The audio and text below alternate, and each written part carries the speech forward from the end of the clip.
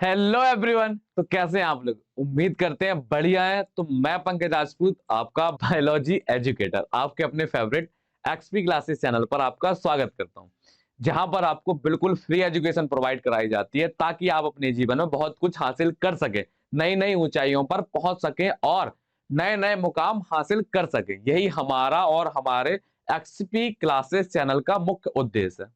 तो मैं स्वागत करता हूं आपके विश्वास सीरीज के नए चैप्टर में। हमारी जो विश्वास सीरीज चल रही थी, इसमें आपको हम हर एक चैप्टर का क्या कर रहे थे, वन शॉट दे रहे थे।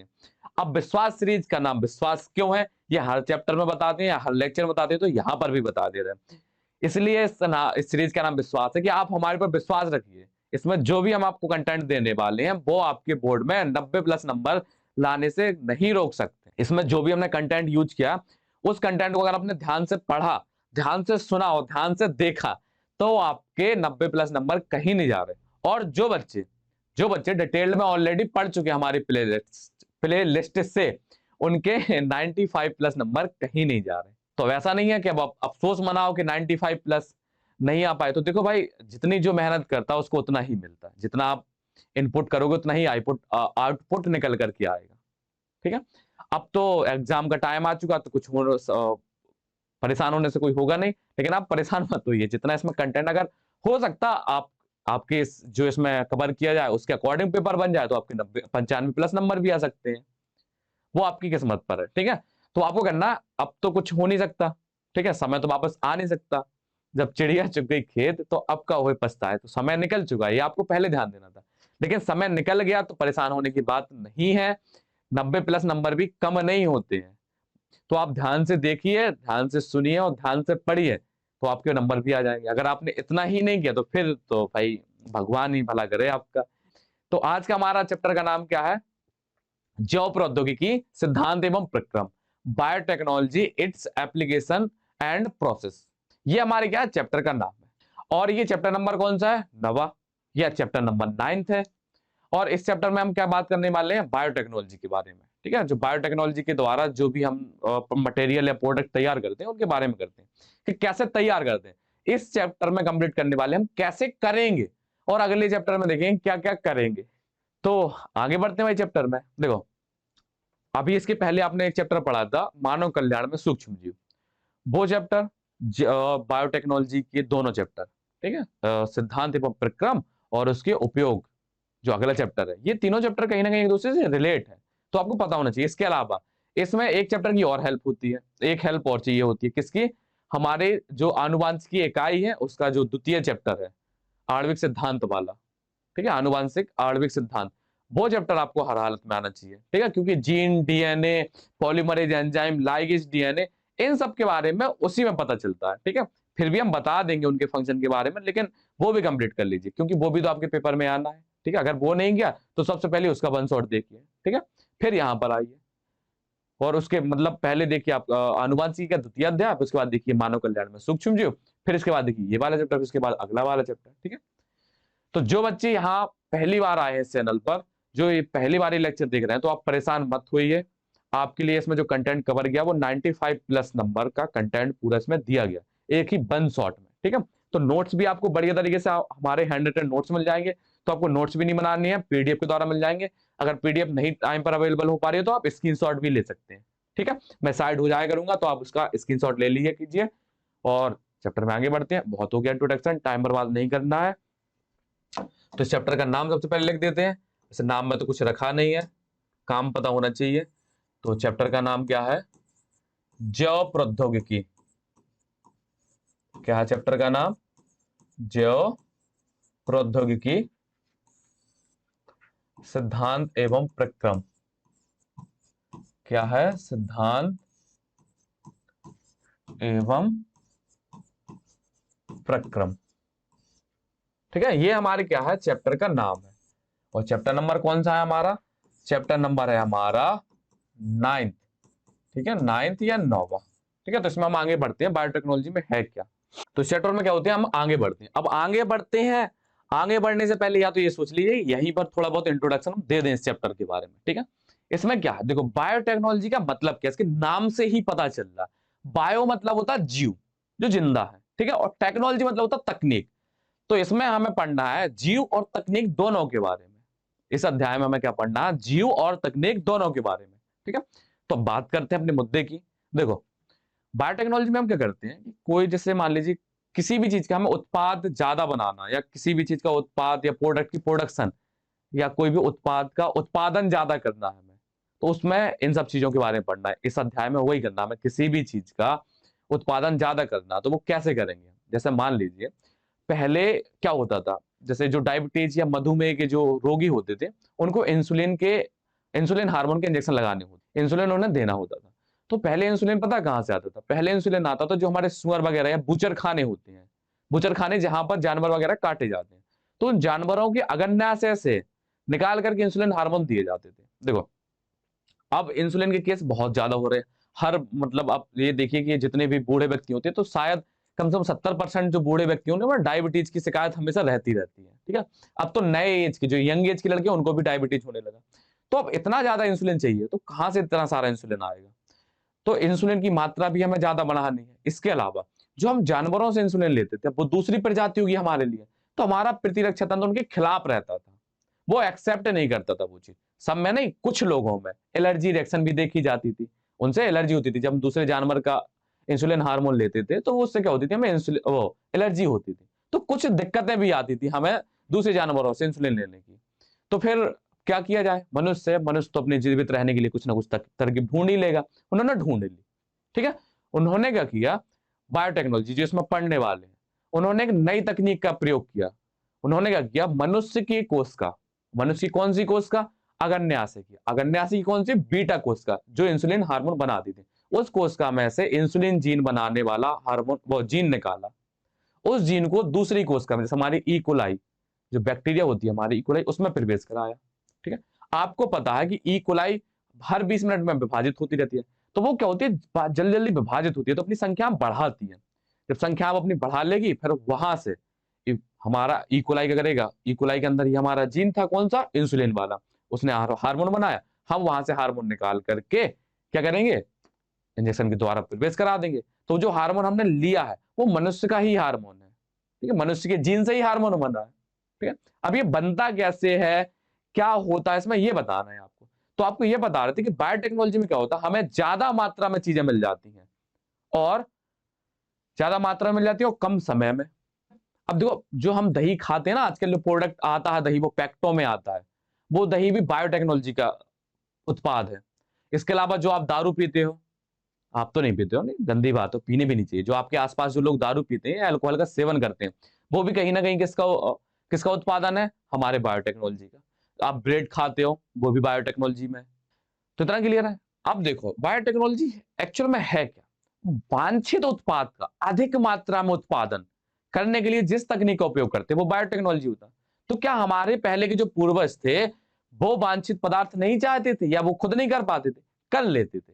देखो, दही तो हमारी मम्मी और पहले भी जमाती थी, पहले भी दही बनाती थी, हम खाते थे। ठीक है, लेकिन अब हम बायोटेक्नोलॉजी की सहायता क्यों लेते हैं? क्योंकि भाई देखो, संख्या बहुत ज्यादा हो रही है, लोग बढ़ रहे हैं, उत्पाद कम हो रहा है, तो हमें बायोटेक्नोलॉजी की कहीं ना कहीं सहायता लेनी पड़ेगी। ठीक है, अब देखो, जो वांछित जीन की हम बात कर रहे थे, या वांछित लक्षणों की बात कर रहे थे, देखो, हमारे पूर्वज भी पहले जानते थे कि जब हम लैंगिक जनन कराते हैं, तो हमें लैंगिक जनन कैसे? जैसे मान लीजिए एक गाय है जो बहुत ज्यादा दूध देती है, ठीक है, और एक सांड है जिसके पास ताकत बहुत है। ठीक है, हमने दोनों के बीच में संकरण करा दिया, तो जो अब हमारी नई संतान आएगी, उस संतान में क्या होंगे? ताकत वाला लक्षण भी होगा और ज्यादा दूध देने वाला भी लक्षण होगा। ठीक है, तो जब भाई ऐसे हम कर सकते थे, तो फिर बायोटेक्नोलॉजी का उपयोग क्यों किया? देखो, इसमें दिक्कत क्या थी? हमें लक्षण चाहिए थे केवल दो, कौन कौन से? ज्यादा दूध और ज्यादा ताकत। लेकिन क्या होता है कि जब हम लैंगिक जनन कराते हैं, तो लैंगिक जनन में क्या होता है? दोनों को युग्मक मिलते हैं, और युग्मक में पूरा डीएनए होता, और पूरे डीएनए के पास पूरी इंफॉर्मेशन होती है, पूरी सूचनाएं होती है, हर लक्षण वाली। ठीक है? जब दोनों को मिलाएंगे, तो गाय और सांड या बैल, दोनों के लक्षण क्या होंगे? पूरी तरीके से मिल जाएंगे। तो जो लक्षण हमें चाहिए भी नहीं थे, वो लक्षण भी हमें मिल रहे। अब हो सकता है जो लक्षण नहीं चाहिए थे, वो लक्षण लाभदायक हो या ना हो सकता है वो हानिकारक भी हो। अगर वो हानिकारक होंगे, तो वो नुकसानदायक भी हो जाएंगे। तो वो लक्षण हमें चाहिए नहीं थे, हमें केवल एक दो लक्षण चाहिए थे। उनके चक्कर में फ्री में हम और मिल गए कुछ, और वो हमें चाहिए भी नहीं है और वो नुकसानदायक भी है। तो दिक्कत हो रही ना उसमें। तो बायोटेक्नोलॉजी में हम क्या करते हैं, बायोटेक्नोलॉजी में केवल जो लक्षण हमें चाहिए है उसी का हम जीन निकाल करके उसके उत्पाद बनवाते हैं। ठीक, जैसे हमें इंसुलिन जीन चाहिए था तो हमने केवल इंसुलिन हार्मोन चाहिए था तो हमने मनुष्य की कोशिका से केवल इंसुलिन का जीन ही निकाला, समझे आप, हमने उससे इंसुलिन बस बना लिया। जबकि हमारी कोशिका के जो डीएनए है उसके पास तो बहुत सारी इंफॉर्मेशन है, वो बहुत कुछ बना सकता है, लेकिन हमें केवल इंसुलिन बनाना था तो हमने इंसुलिन वाला जीन निकाला और उससे इंसुलिन हार्मोन बना लिया। ये सहायता मिल जाती है हमें किससे, बायोटेक्नोलॉजी से। ठीक है, आगे बढ़ते हैं। बायोटेक्नोलॉजी यही पढ़ना, पूरा बहुत टफ चैप्टर नहीं है, बहुत इजी चैप्टर है और बहुत आसानी से समझ में भी आ जाएगा आपको। ठीक है, तो देखते हैं। बायोटेक्नोलॉजी एक ऐसी टेक्निक है, थोड़ा सा इसको पतला करते हैं, ऐसी टेक्निक है जिसमें जिंदा ऑर्गेनिज्म, लाइव ऑर्गेनिज्म या जिंदा जंतु या उनके एंजाइम का यूज करके ऐसे प्रोडक्ट या प्रक्रम बनाए जाते हैं जो मनुष्य के लिए क्या हो, उपयोगी हो। मनुष्य ही कर रहा तो मनुष्य अपने स्वार्थ के लिए करेगा, मनुष्य इतना भला इंसान तो है नहीं है कि वो प्रकृति के लिए भी कुछ सोच ले। ठीक है, सभी माइक्रोब मीडिएटेड प्रोसेस जैसे दही, चाहे ब्रेड, चाहे दारू या वाइन बनाना, ये सभी क्या बायोटेक्नोलॉजी के रिजल्ट है। ये सभी कहां से प्राप्त होते हैं, हमें बायोटेक्नोलॉजी से प्राप्त होते हैं। आजकल सीमित अर्थ में बायोटेक्नोलॉजी को देखा जाए तो इसमें वे सभी प्रक्रम आते हैं जिनमें जेनेटिकली मॉडिफाइड ऑर्गेनिज्म के द्वारा ऊपर दिए गए सब्सटेंस को बड़े पैमाने में उत्पादित किया जाता है। देखो, जेनेटिकली मॉडिफाइड ऑर्गेनिज्म क्या होती है, जिनके जीन को हमने परिवर्तित कर दिया और अपना मन चाहा उनसे उत्पाद निकाला, वो होते हैं हमारे जेनेटिकली मॉडिफाइड ऑर्गेनिज्म। जेनेटिकली मतलब आनुवांशिक रूप से। अब आनुवांशिक पदार्थ क्या होता है, डीएनए, आरएनए तो होता है। मान लीजिए किसी जीव का, जैसे इकोलाई बैक्टीरिया है, उसके अंदर हमने इंसुलिन का जीन प्रवेश कराया, हमने अपने मन का जीन प्रवेश कराया, तो इकोलाई क्या बनाएगी, इंसुलिन इंसुलिन बनाती रहेगी। हम क्या करेंगे, उस जीव को हमने उस जीव के अंदर आनुवांशिक पदार्थ डाला तो उसका आनुवांशिक रूप बदल जाएगा, वो क्या बनाएगा, इंसुलिन बनाएगा, उससे हमने इंसुलिन निकाल लिया। तो वो इकोलाई जो है वो हमारे लिए क्या हो गया, जेनेटिकली मॉडिफाइड ऑर्गेनिज्म या आनुवांशिकता रूपांतरित जीव। ऐसे जीव जिनको या जिनके आनुवांशिक पदार्थ को हम बदल कर उनके रूप को बदल दें, वो हमारे आनुवांशिक पदार्थ, आनुवांशिक जीव कहलाते हैं। इनके बारे में हम अगले चैप्टर में बहुत भर भर के पढ़ने वाले हैं। ठीक है, अगले चैप्टर में उसी के बारे में पढ़ना है हमें। ठीक है, जैसे बीटी कॉटन और बीटी कॉर्न, तो बहुत सारी चीजें हैं वहां पर पढ़ना है, तो अब घबराना नहीं है। जेनेटिकली मॉडिफाइड ऑर्गेनिज्म के बारे में अगला चैप्टर याद रखना। आगे चलकर अनेक प्रक्रम या टेक्निक को भी बायोटेक्नोलॉजी में शामिल किया गया। ठीक है, आगे चलकर और भी टेक्निक्स बायोटेक्नोलॉजी में क्या की गई, शामिल की गई। जैसे in vivo fertilization. In vivo fertilization जानते हो आप, एक लैब में किसके द्वारा, पुरुष के स्पर्म लिए और मनुष्य उसका मादा का ओवम लिया, दोनों को मिलाकर के बच्चा बना लेते हैं हम लैब में। तो ये भी तो टेक्नोलॉजी है और जीव है उसमें। अब एक बच्चा बनाते हैं तो वो जीव है, तो जीव है तो क्या हो गया हमारा, बायोटेक्नोलॉजी। समझिए आप, जीव तकनीक, डीएनए वैक्सीन का बनाना या डिफेक्टिव जीन को सही करना, ये सब किसके अंतर्गत आते हैं, हमारे बायोटेक्नोलॉजी। अब डिफेक्टिव जीन कैसा, जैसे मान लीजिए किसी बच्चे को आनुवांशिक बीमारी थी, उसका जीन या डीएनए कैसा था, डिफेक्टिव, खराब था हल्का सा, तो उसके गर्भ में ही हमने पता कर लिया। किसके द्वारा पता करते हैं, एमनियोटिक फ्लूइड के द्वारा। तो वहीं पर गर्भ में ही क्या करते हैं, उसको जीन को सुधार करके उसके अंदर दोबारा प्रवेश करा देते हैं, जिससे वो जो बच्चा या संतान बनती है वो कैसी बने, स्वस्थ बने। तो ये सब भी क्या टेक्नोलॉजी, किसके, बायोटेक्नोलॉजी के अंतर्गत आती है। अब इसके बाद देखते हैं यूरोपीय जैव प्रौद्योगिकी संघ। देखो, ये जो यूरोपीय जैव प्रौद्योगिकी संघ है, इसने एक अपनी परिभाषा दी थी। उस परिभाषा में इसने क्या किया था कि जो हमारे पूर्वज जो तरीके यूज करते थे उनको मिलाओ और आज की जो तकनीक है उनको मिलाओ, इन दोनों के मिलाने से जो भी परिभाषा निकल करके आती है वो ईएफबी ने दी थी। समझिए आप, ईएफबी का फुल फॉर्म क्या होता, यूरोपियन फेडरेशन ऑफ बायोटेक्नोलॉजी, यूरोपीय जैव प्रौद्योगिकी संघ। ठीक है, और ये इंपॉर्टेंट है, इसका फुल फॉर्म पूछा जाता है आपसे, इसका फुल फॉर्म पूछा जाता है, तो आपको ईएफबी का फुल फॉर्म हर हालत में पता होना चाहिए। ठीक है, ये इंपॉर्टेंट भी है। अब इसने क्या किया था, ईएफबी द्वारा दी गई डेफिनेशन में ट्रेडिशनल व्यू, ट्रेडिशनल मतलब पारंपरिक, पुरानी प्रथा, और तथा मॉडर्न मॉलिक्यूलर बायोटेक्नोलॉजी, मॉडर्न मतलब आज का जमाना। ठीक है, इन दोनों को समाहित किया था इसने अपनी परिभाषा में। ठीक है, अब ईएफबी द्वारा दी गई परिभाषा क्या है, प्रोडक्ट तथा सर्विस के लिए नेचुरल साइंस व ऑर्गेनिज्म सेल व उसके पार्ट्स और आणविक अनुरूपों का समायोजन। ये है भाई ईएफबी की परिभाषा, जो आपको याद होनी चाहिए, हर हालत में इंपॉर्टेंट है, वेरी इंपॉर्टेंट लिख लीजिए चाहे आप। सीधा पूछ लिया जाता है, नीट हो चाहे आपका बोर्ड एग्जाम हो। अब इसके बाद देखते हैं जैव प्रौद्योगिकी के सिद्धांत। जैव प्रौद्योगिकी के दो सिद्धांत हैं, हमारे बायोटेक्नोलॉजी के दो सिद्धांत होते हैं। कौन कौन से? एक होता है हमारा आनुवांशिक इंजीनियरिंग और दूसरा होता है जैव विक्रम इंजीनियरिंग। ठीक है, दोनों के मतलब बताते हैं। आनुवांशिक इंजीनियरिंग में होता क्या है? ठीक है, जैसे मान लीजिए हमें वांछित जीन कौन सा चाहिए, इंसुलिन हमें बनवाना है, इंसुलिन हार्मोन बनवाना है, तो हमने इंसुलिन का जीन लिया। क्या लिया? इंसुलिन का जीन लिया। ठीक है, अब वो खुद से तो रेप्लिकेट हो नहीं सकता या खुद से तो विभाजित हो नहीं सकता, तो उसको विभाजित कराने के लिए हम किसी एक कोशिका में प्रवेश करा देंगे। वह कोशिका कौन सी ली हमने? बैक्टीरिया। हमने डीएनए को निकाल करके कोशिका के अंदर प्रवेश कराने तक की जो प्रक्रिया होती है वो होती है हमारी जेनेटिक इंजीनियरिंग। इसमें क्या किया हमने? इकोलाई का रूप बदल दिया ना, उसका जीन रूप बदल दिया। क्यों? कि उसके अंदर हमने एक डीएनए अलग से प्रवेश करा दिया, तो उसका जीन रूप बदल जाएगा। समझे? तो ये होता हमारा आनुवांशिक इंजीनियरिंग। इसके बाद क्या होता हमारा जैव विक्रम इंजीनियरिंग क्या कहलाता? इसमें क्या करती है? अब हमने ई कोलाई के अंदर तो प्रवेश करा दिया, अब ई कोलाई क्या होगी? विभाजित होगी, अपनी संख्या बढ़ाएगी। जब उसकी संख्या बढ़ाएंगे तो उसके साथ ही साथ हमारा वो इंसुलिन वाला जीन भी विभाजित होगा, उसकी संख्याएं भी बढ़ेंगी। जब बहुत ज्यादा संख्या हो जाएंगी तो वहां पे इंसुलिन हार्मोन बना लेंगे।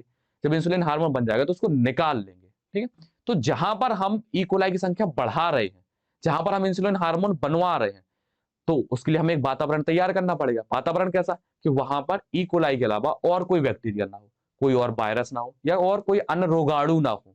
तो इसके लिए हम क्या करते हैं, जहां पर मान लीजिए एक कमरा है, ये कमरा है जहां पर आप वीडियो रिकॉर्ड कर रहे हैं। ठीक है, तो यहां पर मान लीजिए हमें ई कोलाई का उत्पादन बढ़ाना, तो यहां पर केवल ई कोलाई होगा, ई कोलाई के अलावा और कोई बैक्टीरिया ना हो। इसके लिए क्या करेंगे हम? स्टेराइल वातावरण या रोगाणु रहित वातावरण एक तैयार करेंगे। तो ये जो रोगाणु रहित वातावरण तैयार करते हैं हम अपने किसके लिए?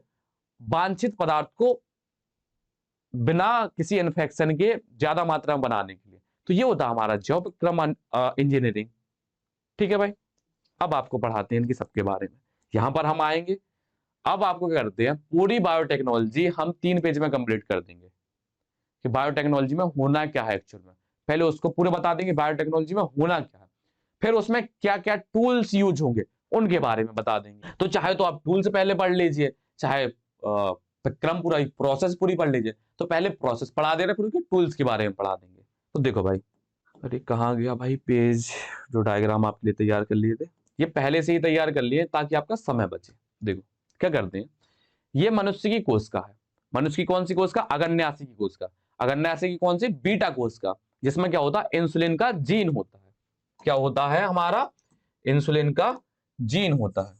अब इस इंसुलिन के जीन को निकालना है हमें। तो ऐसा तो है नहीं है कि हमने कोशिका निकाली तो इंसुलिन जीन मिल जाएगा। इसको निकालने के लिए भी हमें कई प्रोसेस करनी पड़ती है। देखो कोशिका है, अब जैसे मनुष्य की कोशिका है, तो मनुष्य की कोशिका पर कोशिका भित्ति तो होती नहीं है, इसके ऊपर तो केवल क्या होती है? हमारी प्लाज्मा मेम्ब्रेन होती है। क्या होती है? प्लाज्मा मेम्ब्रेन होती है। लेकिन अगर इसकी जगह पर हम कोई प्लांट की कोशिका लेते हैं या कवक की कोशिका लेते हैं या बैक्टीरिया की कोशिका लेते हैं, तो इन सब के लिए क्या करना पड़ता? हमें पहले सबसे पहले कोशिका भित्ति तोड़नी पड़ती। तो कोशिका भित्ति तोड़ने के लिए उनके एंजाइम, जैसे मान लीजिए कवक लें, तो कवक की भित्ति को तोड़ने के लिए, कोशिका भित्ति को तोड़ने के लिए हम काइटिनेज एंजाइम लेंगे। क्यों? क्योंकि उसकी कोशिका भित्ति किसकी बनी होती? काइटिन की बनी होती। अगर हम प्लांट की कोशिका को लें तो प्लांट की सेलुलोज की बनी होती है कोशिका भित्ति, तो सेलुलोज को तोड़ने के लिए हम सेलुलेज का उपयोग करेंगे। इसके अलावा अगर हम क्या ले रहे हैं? बैक्टीरिया ले रहे हैं, तो उसके लिए हम लाइसोजाइम एंजाइम का यूज करेंगे। इतना क्लियर है? तो क्या करते हैं, यहां पर हमने मनुष्य की कोशिका ली, तो यहां पर इस पर कोई कोशिका भित्ति नहीं है, इस पर क्या है? केवल प्लाज्मा मेम्ब्रेन है, हमारी जीव द्रव्य झिल्ली है। तो ये भी किसी ना किसी चीज से बनी है। ये किससे मिलकर के बनी होती है? लिपिड बाइलेयर से, लिपिड से मिलकर के बनी। तो लिपिड की लेयर को तोड़ने के लिए क्या करेंगे हम? लाइपेज एंजाइम से क्रिया कराएंगे। तो इसके ऊपर क्या कराएंगे हम? लाइपेज एंजाइम की क्रिया कराएंगे। क्या कराएंगे? Lipase enzyme. तो लाइपेज एंजाइम से तोड़ देंगे कोशिका को, तो हमें क्या मिल जाएगा? केंद्रक मिल जाएगा। क्या मिल जाएगा? केंद्रक। अब केंद्रक के ऊपर भी क्या होता है हमारा? एक मेम्ब्रेन होती है, उसको भी तोड़ना, तो केंद्रक की मेम्ब्रेन को भी तोड़ देंगे। जब केंद्रक की मेम्ब्रेन को तोड़ देंगे तो हमारे पास 3 चीजें निकल करके आएंगी, या और भी चीजें हो सकती है, लेकिन हम 3 का ही जिक्र करेंगे क्योंकि एनसीईआरटी में इन्हीं का जिक्र किया गया। डीएनए, आरएनए और प्रोटीन। ठीक है, अब डीएनए हमें चाहिए है तो इसको तो हमें तोड़ेंगे नहीं, हमें आरएनए और प्रोटीन नहीं चाहिए है तो इनको हमें तोड़ना पड़ेगा। ठीक है, तो आरएनए को हम तोड़ देंगे। आरएनए को किसके द्वारा तोड़ेंगे? आरएनएज एंजाइम के द्वारा। किसके द्वारा तोड़ देंगे हम? आरएनएज एंजाइम के द्वारा। और प्रोटीन को किसके द्वारा तोड़ देंगे? प्रोटीएज एंजाइम के द्वारा। ठीक है, अब हमारे पास यहाँ पर क्या बचेगा, डीएनए बचेगा और इनके टुकड़े बचेंगे जो हमें चाहिए नहीं। तो हमें इन टुकड़ों में से केवल डीएनए निकालना है। तो क्या करेंगे, एक ट्यूब लेंगे, उस ट्यूब में क्या डाल देंगे, हमारे ये सब जो मटेरियल यहाँ से मिला है हमें उसको इसमें डाल देंगे, और ऊपर से इसमें डालेंगे क्या, हम चिल्ड एथेनॉल। एथेनॉल जानते हो ना, दारू जो आप पीते हो शाम के टाइम, नहीं पीते हो, ठीक है भाई, मान लिया आप नहीं पीते हो, गंदी बात, वो पीनी चाहिए। इसमें क्या डालते हैं, हम चिल्ड एथेनॉल डालते हैं, ठीक है। चिल्ड एथेनॉल डाल लेते हैं, एल्कोहल जो डालते हैं उसकी वजह से क्या होगा, यहाँ पर प्रेसिपिटेट बन जाता है, किसका, अवक्षेपण या प्रेसिपिटेट, डीएनए का अवक्षेपण बन जाता है। अब अवक्षेपण जानते हो आप, फालूदा आपने खाया होगा, फालूदा तो खाया होगा, फालूदा के अंदर जो सेवइयां पड़ी रहती हैं, मिल्क शेक टाइप का रहता है, उसके अंदर सेवइयां पड़ी रहती हैं, तो एकदम सेवइयां अलग अलग रहती हैं, दूध अलग अलग रहता है, ठीक है, या जो भी लिक्विड उसमें होता है वो अलग रहता है। तो इसी प्रकार से डीएनए पूरा अलग हो जाता है और इसमें लिक्विड अलग हो जाता है। एनसीईआरटी का डायग्राम देखना आप, उसमें आपको स्पष्ट दिख जाएगा कि अल्कोहल भरने के बाद हमारा डीएनए क्या होता है, थक्का टाइप का बन जाता है। इस थक्के को होंगे किसी भी साधन के द्वारा हम बाहर निकाल लेंगे, ठीक है। यहाँ पर तो हमने एक चम्मच बना दिए, ये क्या बना दिया हमने, ये चम्मच बना दी, क्या बना दी, ये चम्मच। इसके द्वारा क्या होंगे, हम डीएनए को बाहर निकाल लेंगे। तो अभी हमारा क्या निकला, केवल अभी हमारा डीएनए निकला है, और ये डीएनए कैसा, हमारा वांछित डीएनए। इसी डीएनए के अंदर क्या है हमारा, वो जीन है जिसके पास इंफॉर्मेशन है इंसुलिन हार्मोन बनाने की। तो हमें क्या करेंगे, इंसुलिन वाला जीन निकालना है। तो अभी क्या हो गया, हमारा डीएनए तो पृथक्कृत हो गया, अब डीएनए से क्या निकालना है, हमें जीन निकालना। समझ में आया। कोशिका तोड़ी, कोशिका तोड़ने के बाद केंद्रक तोड़ा, केंद्रक तोड़ने के पास डीएनए से जो भी चीजें चिपकी हुई थी, अब जैसे यहां पर कह दो डीएनए के साथ कौन सी प्रोटीन चिपकी होती है, तो हिस्टोन प्रोटीन चिपकी होती है। याद होगा आपको, आपको पढ़ाया गया था, हिस्टोन प्रोटीन से गुथा रहता है। तो हिस्टोन प्रोटीन टूटेगी, हिस्टोन प्रोटीन के साथ आरएनए भी खत्म हो जाएगा, तो केवल क्या बचेगा यहाँ पर, डीएनए बचेगा। तो डीएनए को मिलाएंगे किसके साथ, अल्कोहल के साथ, और फिर यहां से केवल डीएनए हम यहां से निकाल लेंगे। अब डीएनए निकल आया, अब डीएनए से क्या निकालना है हमें, वो इंसुलिन वाला जीन निकालना है, जिसके पास इंफॉर्मेशन है इंसुलिन हार्मोन बनाने की, वो जीन हमें निकालना है। तो क्या करेंगे, डीएनए को छोटे छोटे टुकड़ों में तोड़ देंगे, और ये तोड़ेंगे किसके द्वारा, आरी के द्वारा। किसके द्वारा, आरी, वो आरी नहीं जो लकड़ी काटते हैं जिससे, आरी कौन सी, रेस्ट्रिक्शन एंजाइम या प्रतिबंधन एंजाइम। ये क्या करता है, डीएनए को छोटे छोटे टुकड़ों में काटने का काम करता है। एक आरी, एक सिजर, आणविक कैंची की तरह ये काम करता है। अगर क्वेश्चन आपसे पूछा जाए कि आणविक कैंची क्या होती है, मॉलिक्यूलर सिजर क्या होती है, हमारी रेस्ट्रिक्शन एंजाइम या प्रतिबंधन एंजाइम। ये क्या करता है, डीएनए को छोटे छोटे टुकड़ों में काट देता है। देखो ये कट गया हमारा डीएनए छोटे छोटे टुकड़ों में। अब इन टुकड़ों में से क्या करना है, हमें क्या करना है, किसको निकालना है हमें, हमारे इंसुलिन वाले जीन को निकालना है। तो उसको निकालने के लिए हम एक क्रम फिर यूज करते हैं। उस क्रम को क्या बोलते हैं हम, यहाँ पर देखो, इन टुकड़ों को पृथक करना है, सब मतलब सब पड़ा हुआ है इकट्ठा यहीं पर, सब आपस में पड़े हुए हैं यहाँ पर। तो इनको निकालने के लिए क्या करते हैं, अलग अलग करने के लिए एक प्लेट लेते हैं। इस प्लेट में करते हैं 4 खांचे बनाते हैं, ठीक है। जैसे आइस के लिए वो फ्रिज के अंदर जो आइस क्यूब के लिए वो प्लेट होती है ना, इसमें आइस क्यूब बनाने के लिए, इसी तरीके से प्लेट लेंगे, लेकिन उसमें पूरी प्लेट में खांचे होते हैं। इसमें केवल शुरुआत में यहाँ पर कुछ गड्ढे टाइप के होंगे, जिसमें क्या भर देंगे हम, यहाँ पर डीएनए भर देंगे। ये जो डीएनए के टुकड़े हैं ना यहाँ पर भरेंगे, और इसमें पूरे में, सॉरी यहाँ पर भी हमें भरना था इनको, यहाँ पर भी हमें क्या भरना था, ये एगारोज। अब ये जो आपको आसमानी कलर का ये चीज दिख रही है आपको, ये है हमारा एगारोज जेल। एगारोज जेल तो जानते हो ना आप, जो वो जेली टाइप की, जो अपने कभी चॉकलेट आती है, क्या चॉकलेट तो नहीं बोलेंगे उसको, जेली टाइप की टॉफी आती है, वो आपने खाई होगी, जेली जिसको बोला जाता है, उसी टाइप का यहाँ पर एक फ्लूइड भरते हैं, ठीक है। जेल तो आप जानते हो ना, वो वाली जेल नहीं जहां पर कैद वो रहते हैं, कैदी रहते हैं, जो आतंकवादी या जो भी आपके दुश्मन, क्या बोलते हैं, कैदी बोल दो, ठीक है। इसको भरा यहाँ पर, ठीक है। लेकिन इस प्लेट में क्या करते हैं, कुछ थोड़ा बहुत अरेंजमेंट करते हैं। कैसा अरेंजमेंट, प्लेट के एक तरफ क्या करते हैं हम, नेगेटिव चार्ज रखते हैं, और एक तरफ क्या रखते हैं, पॉजिटिव चार्ज रखते हैं। तो नेगेटिव चार्ज जहां पर होता है उसी साइड हम डीएनए को भरते हैं, और उसकी अपोजिट साइड धनात्मक चार्ज होता है। इसका मतलब भी आपको समझ में आएगा, ठीक है। देखो देखो, अब एक्चुअल में एक रियलिटी बताएं आपको, ये जो हम वीडियो रिकॉर्ड कर रहे हैं, ये वीडियो हम रिकॉर्ड कर चुके थे। क्या हुआ था कि माइक लगाना हम भूल गए, तो इस वजह से आवाज उसमें नहीं आ रही थी वीडियो में। तो ये डायग्राम बने थे ऑलरेडी, तो हमने सोचा इन्हीं बने बनाए डायग्राम को यूज कर लें, क्यों, टाइम भी बचेगा थोड़ा, ठीक है। तो ये सत्यता है। आप जैसे आप सोच रहे हो कि इसमें नाम वाम ऑलरेडी से लिखे हैं, तो ये हुआ था एक्चुअल में, ठीक है। दोबारा रिकॉर्ड कर रहे हैं हम इस लेक्चर को। तो देखो क्या होता है, अब यही तो हो जाता है रिकॉर्डेड में, लाइव में कुछ और चीज है, रिकॉर्डेड में कुछ और चीज है। ठीक है, लाइव में आप लोग बता देते कि आवाज नहीं आ रही तो हम समझ जाते, लेकिन कोई ना, आपके लिए सब कुछ। तो इसके अंदर हमने क्या भरा, एगारो जेल भरा। ठीक है, और यहाँ पर ये जो खांचे थे या ये गड्ढे टाइप के थे, इनको वैसे तो एनसीईआरटी कुआं बोलती है, कूप बोलती है। यहाँ पर हम क्या करेंगे, डीएनए के छोटे छोटे टुकड़ों को यहाँ पर भर देंगे। ठीक है, अब आपको पता है कि जो हमारा डीएनए होता है वो नेगेटिव चार्ज होता है, वो ऋणात्मक होता है। तो यहाँ पर ऑलरेडी पहले से यहाँ पर ऋणात्मक है, तो ऋणात्मक और ऋणात्मक आपस में एक दूसरे को क्या करेंगे, रिपेल करेंगे, एक दूसरे को प्रतिकर्षित करेंगे, इसको दूर को भगाएगा। और इस तरफ धनात्मक लगा, धनात्मक अपनी तरफ खींचेगा, तो डीएनए इस डायरेक्शन में भागेगा। डीएनए क्या होगा, इस डायरेक्शन में भागेगा। डीएनए क्या होगा, इस डायरेक्शन में भागता जाएगा। लेकिन भागेगा कैसे, जो जैसे खंड होंगे, अगर बड़ा डीएनए होगा तो वो कम तेजी से भाग पाएगा, तो वो पीछे रह जाएगा, उससे थोड़ा छोटा और आगे पहुंचेगा, उससे छोटा और आगे, उससे छोटा और आगे। अब मान लेंगे, अब इसमें क्या करेंगे हम, इथिडियम ब्रोमाइड, किससे, इथिडियम ब्रोमाइड से इसको कलर करेंगे। इथिडियम ब्रोमाइड से क्या करेंगे, इसके ऊपर कलर करेंगे, जो ये डीएनए के खंड ऐसे लगे हैं।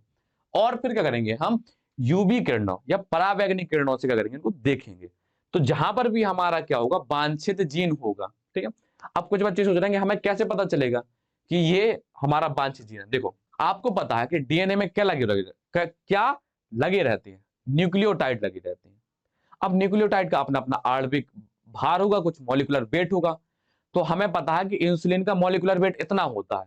तो यहां पर क्या होते हैं, क्रम लगाते हैं कि इतने मॉलिक्यूलर वेट, यहां पर इतना मॉलिक्यूलर वेट, यहां पर इतना मॉलिक्यूलर वेट, यहां पर। तो हमें पता है, देख लेंगे कि जैसे मान लीजिए यहां पर 200 मॉलिक्यूलर वेट है, यहां पर 300 मॉलिक्यूलर वेट, यहां पर 400 मॉलिक्यूलर वेट, यहां पर 800 मॉलिक्यूलर वेट। मॉलिक्यूलर वेट तो समझते हो ना, आणविक भार।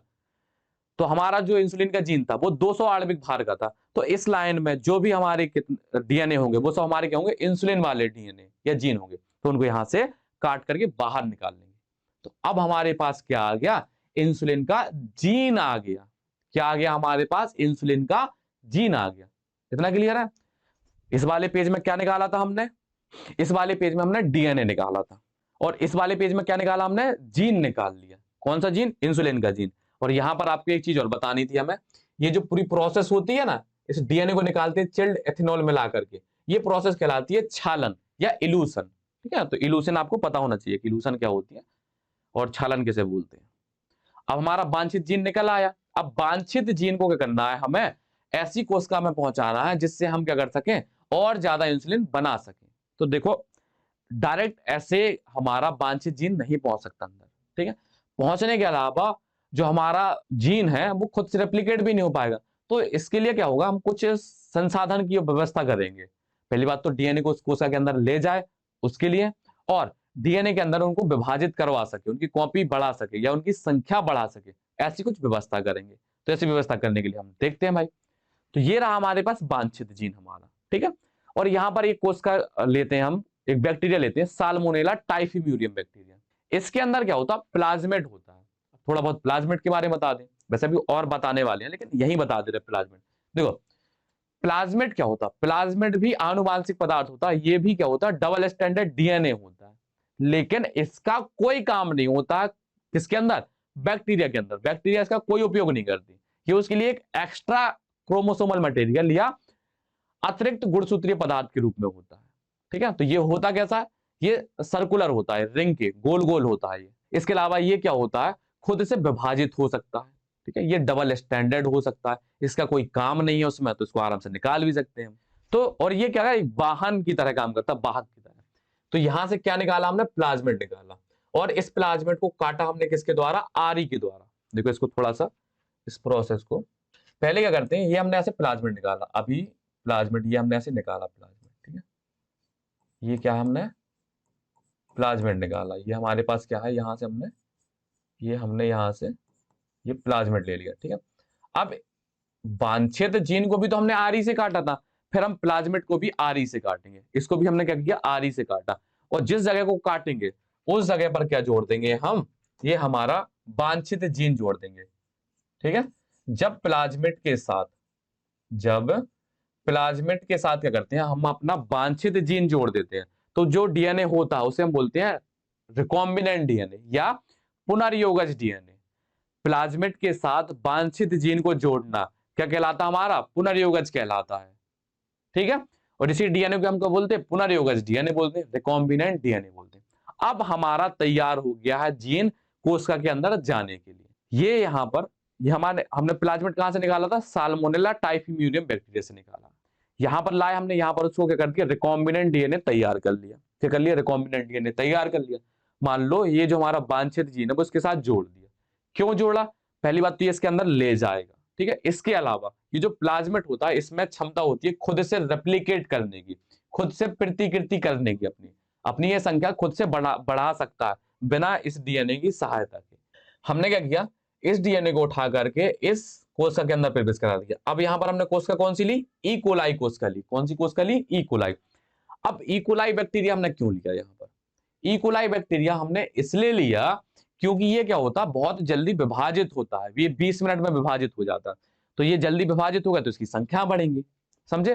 तो हमने रिकॉम्बिनेंट डीएनए को ई कोलाई में प्रवेश करा दिया, ये 20 मिनट में विभाजित हो जाता है। जितनी जल्दी विभाजित होगा उतनी जल्दी संख्या बढ़ेंगी, समझे।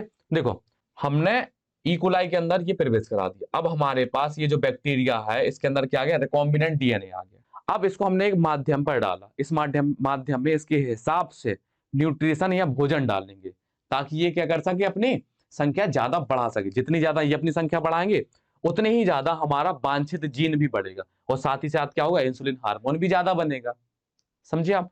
तो यहां पर एक शब्द आपको बताना है, क्लोनिंग। क्या बताना है, क्लोनिंग। तो बैक्टीरिया क्या होती है, अलैंगिक जनन करती है।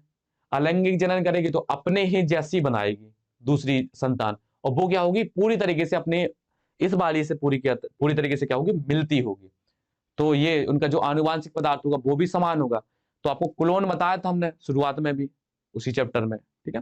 क्लोन क्या होते हैं, किसी जीव से जब उसकी संतानें बनती हैं और वो जो संतानें बनी है वो आनुवांशिक रूप से और फिजिकल रूप से अपने माता पिता के जब समान होती है तो उसे क्लोन बोलते हैं, ठीक है। और इसी पूरी प्रोसेस को क्या बोलते हैं, क्लोनिंग।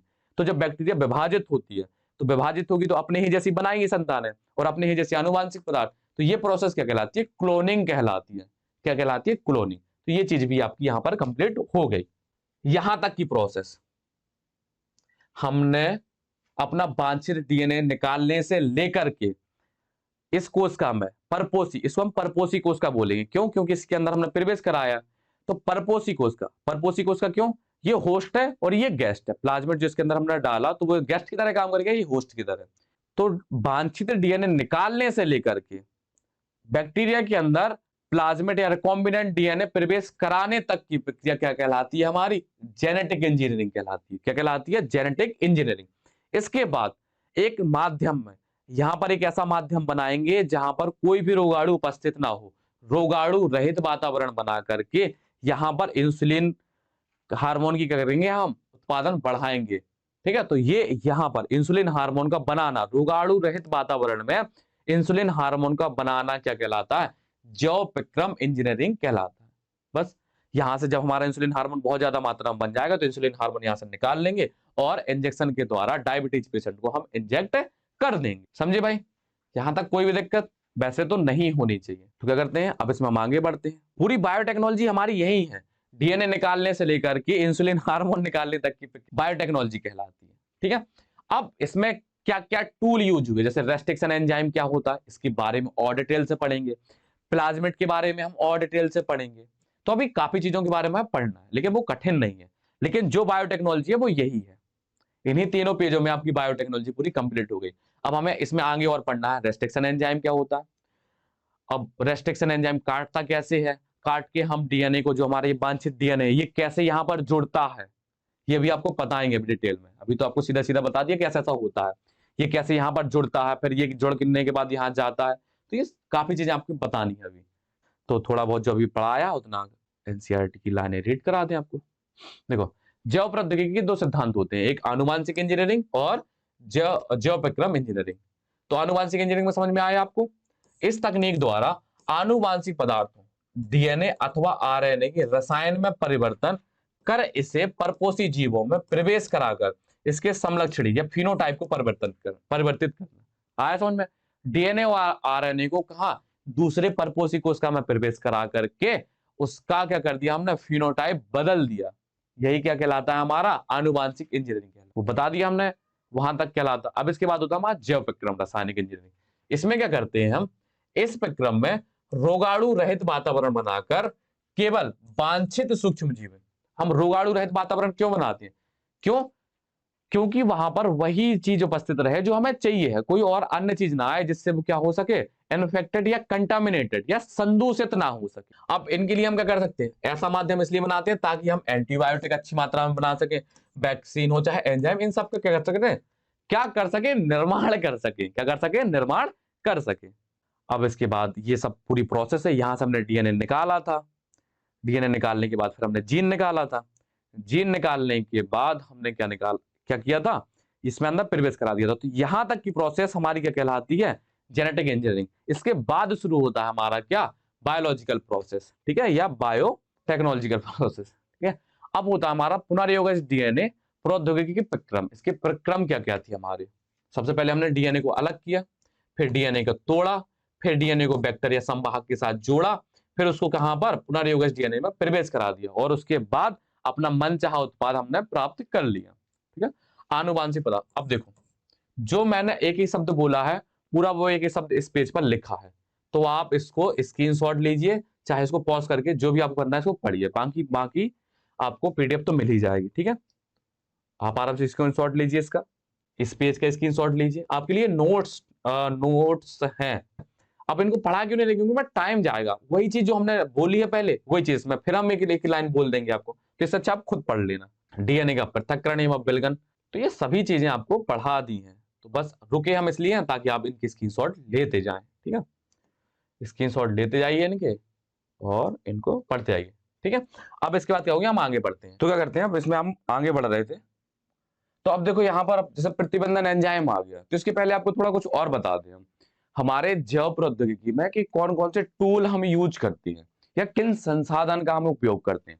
जो अभी आपने थोड़ी देर पहले पूरी बायोटेक्नोलॉजी की प्रोसेस पढ़ी है, हमने डीएनए निकाला, फिर डीएनए से वांछित जीन निकाला, फिर उस वांछित जीन को प्लाज्मिड के साथ जोड़ करके रिकॉम्बिनेंट डीएनए बना करके होस्ट में प्रवेश करा दिया, और होस्ट का कल्चर करके उस जो हमें वांछित पदार्थ था उसकी हमने मात्रा बढ़ा ली, उसको निकाल लिया, इतना हो गया।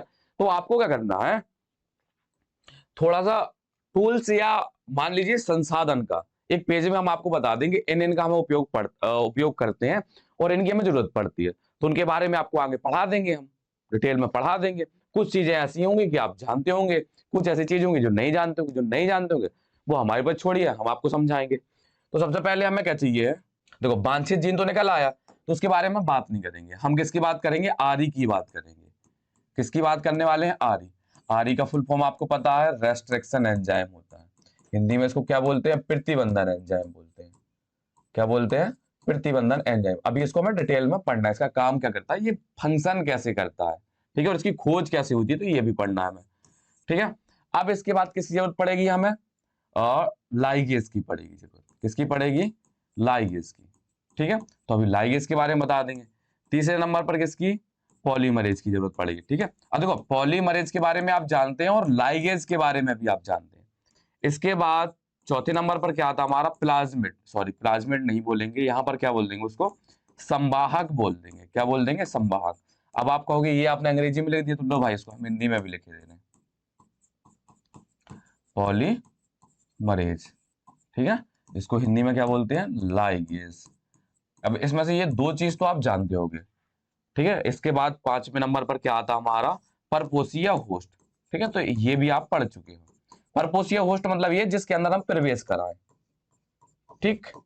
और जो हमें वांछित डीएनए या जीन चाहिए था वो तो आप पढ़ ही चुके हो। अभी डिटेल में आपको जो 20-25 मिनट हमने समझाया वो किसके बारे में समझाया, कि हम जीन कैसे निकालेंगे या डीएनए कैसे निकालेंगे, वो समझा चुके हैं। अब हम समझ ले रहे हैं कि जो हमारा रेस्ट्रिक्शन एंजाइम होता है ये एक्चुअल में होता क्या है और इसका काम कैसे करता है, तो ये हमें आपको बताना। तो इसमें आपके लिए नोट्स तो हम लाए हैं, इसमें आपके लिए नोट्स क्या है, अवेलेबल है, लेकिन वो नोट्स गए कहां पर है। देखो हमें प्रतिबंधन एंजाइम के बारे में पढ़ना है, इसको हम क्या बोलते हैं, रेस्ट्रिक्शन एंजाइम। देखो इसके नाम से आपको अगर कुछ समझ में आ जाए तो फिर बहुत बढ़िया है, और वैसे आ जाना चाहिए, आप इतने गधे बच्चे थोड़ा हो, अब तो पढ़ते पढ़ते होशियार हो गए। देखो रेस्ट्रिक्शन, रेस्ट्रिक्ट करना क्या होता है, किसी चीज को रोकना। रेस्ट्रिक्शन का मतलब क्या होता है, किसी चीज को रोकना, मतलब किसी कोई प्रोसेस हो रही है उसको रोक दें, कहते हैं कि रेस्ट्रिक्ट ना करो, ठीक है। तो रेस्ट्रिक्ट मतलब होता है किसी चीज का रोकना। तो इस एंजाइम का भी नाम भी इसके काम के हिसाब से पड़ा था। ऐसे नहीं कि जैसे आप लोगों के जन्म होते हैं, नाम खुशी रहता है लेकिन वो हमेशा उदास रहती है, तो ऐसा इनके केस में नहीं होता। साइंस में उनका जो नाम रखा जाता है वो कहीं ना कहीं रिलेट करता है किसी न किसी चीज से। अब जैसे बेटा सॉरी खुशी के लिए, ठीक है, इसमें जैसे रेस्ट्रिक्शन एंजाइम है, तो रेस्ट्रिक्शन एंजाइम के नाम से ही पता चल रहा है इसका काम क्या है। जैसे रेस्ट्रिक्शन, रेस्ट्रिक्शन मतलब किसी चीज को रोकना। तो इसकी खोज हुई कैसे थी? तो 1963 में देखा गया कि कुछ बैक्टीरिया के ऊपर, कुछ अपने जीवाणु या बैक्टीरिया के ऊपर, जो हमारे बैक्टीरियोफेज होते हैं या जीवाणु भोजी होते हैं, वो अपना प्रभाव नहीं दिखा पा रहे हैं, मतलब वो उनको संक्रमित नहीं कर पा रहे। फिर बाद में देखा गया कि इनके अंदर ऐसी एक चीज है क्या जो इनको संक्रमित नहीं होने दे रही है। तो जब बाद में उन जिन जीवाणु कोशिकाओं या बैक्टीरिया के ऊपर संक्रमण नहीं हो रहा था, उन कोशिकाओं में अध्ययन किया गया। उनमें जब अध्ययन किया गया तो उसके अंदर में दो एंजाइम मिले। एक एंजाइम वो था जो मिथाइल ग्रुप को डीएनए से जोड़ता था, और दूसरा वह एंजाइम था जो डीएनए को विशेष खंडों पर कट कर देता था। समझे आप? तो जो दूसरा डीएनए था जो विशेष खंडों पर कट कर देता था, उसी को हम क्या बोलते हैं? Restriction enzyme. और उसी के बारे में पढ़ना है। मिथाइल ग्रुप जो जोड़ने वाला एंजाइम था उसके बारे में भी बता देंगे उसका काम क्या होता है। तो जल्दी से क्या करते हैं, पेज जोड़ लेते हैं भाई। देखो मान लीजिए ये हमारी क्या है? बैक्टीरिया की कोशिका है, ठीक है। ये क्या है? हमारी बैक्टीरिया की कोशिका है और ये उसका जेनेटिक मटेरियल है, ठीक है। अब इसके ऊपर क्या होगा? वायरस ने आक्रमण किया है। क्या किया भाई? किसने? वायरस ने। आपको पता है वायरस बहुत बुरी चीज होती है, ठीक है, वो बैक्टीरिया को भी नहीं छोड़ती, तो हम तो फिर उसके लिए क्या है ये, ठीक है।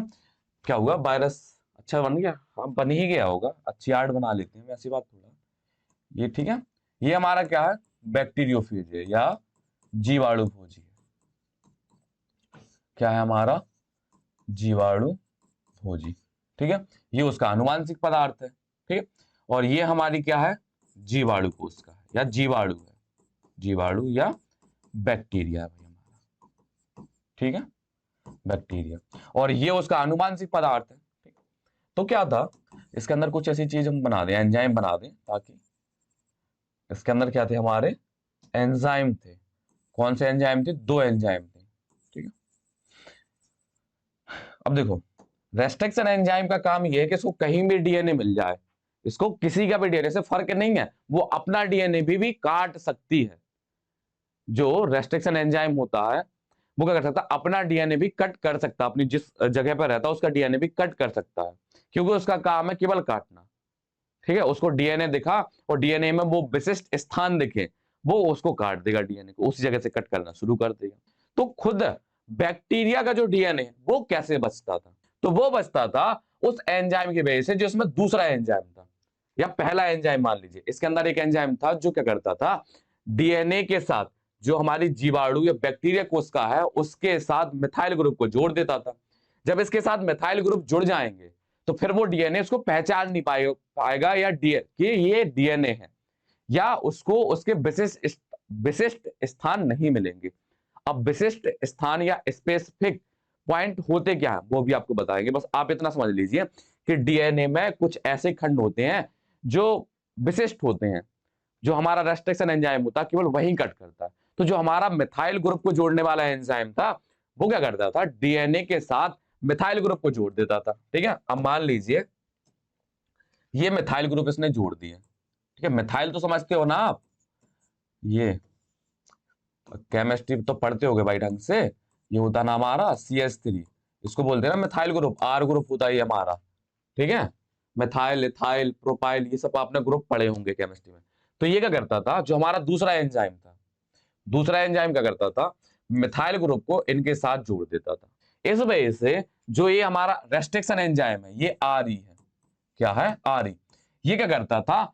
इसके डीएनए को, जो जीवाणु की कोशिका है उसको काटता नहीं था, लेकिन जो हमारा क्या है, जो हमारा जो हमारा लेकिन क्या होता था?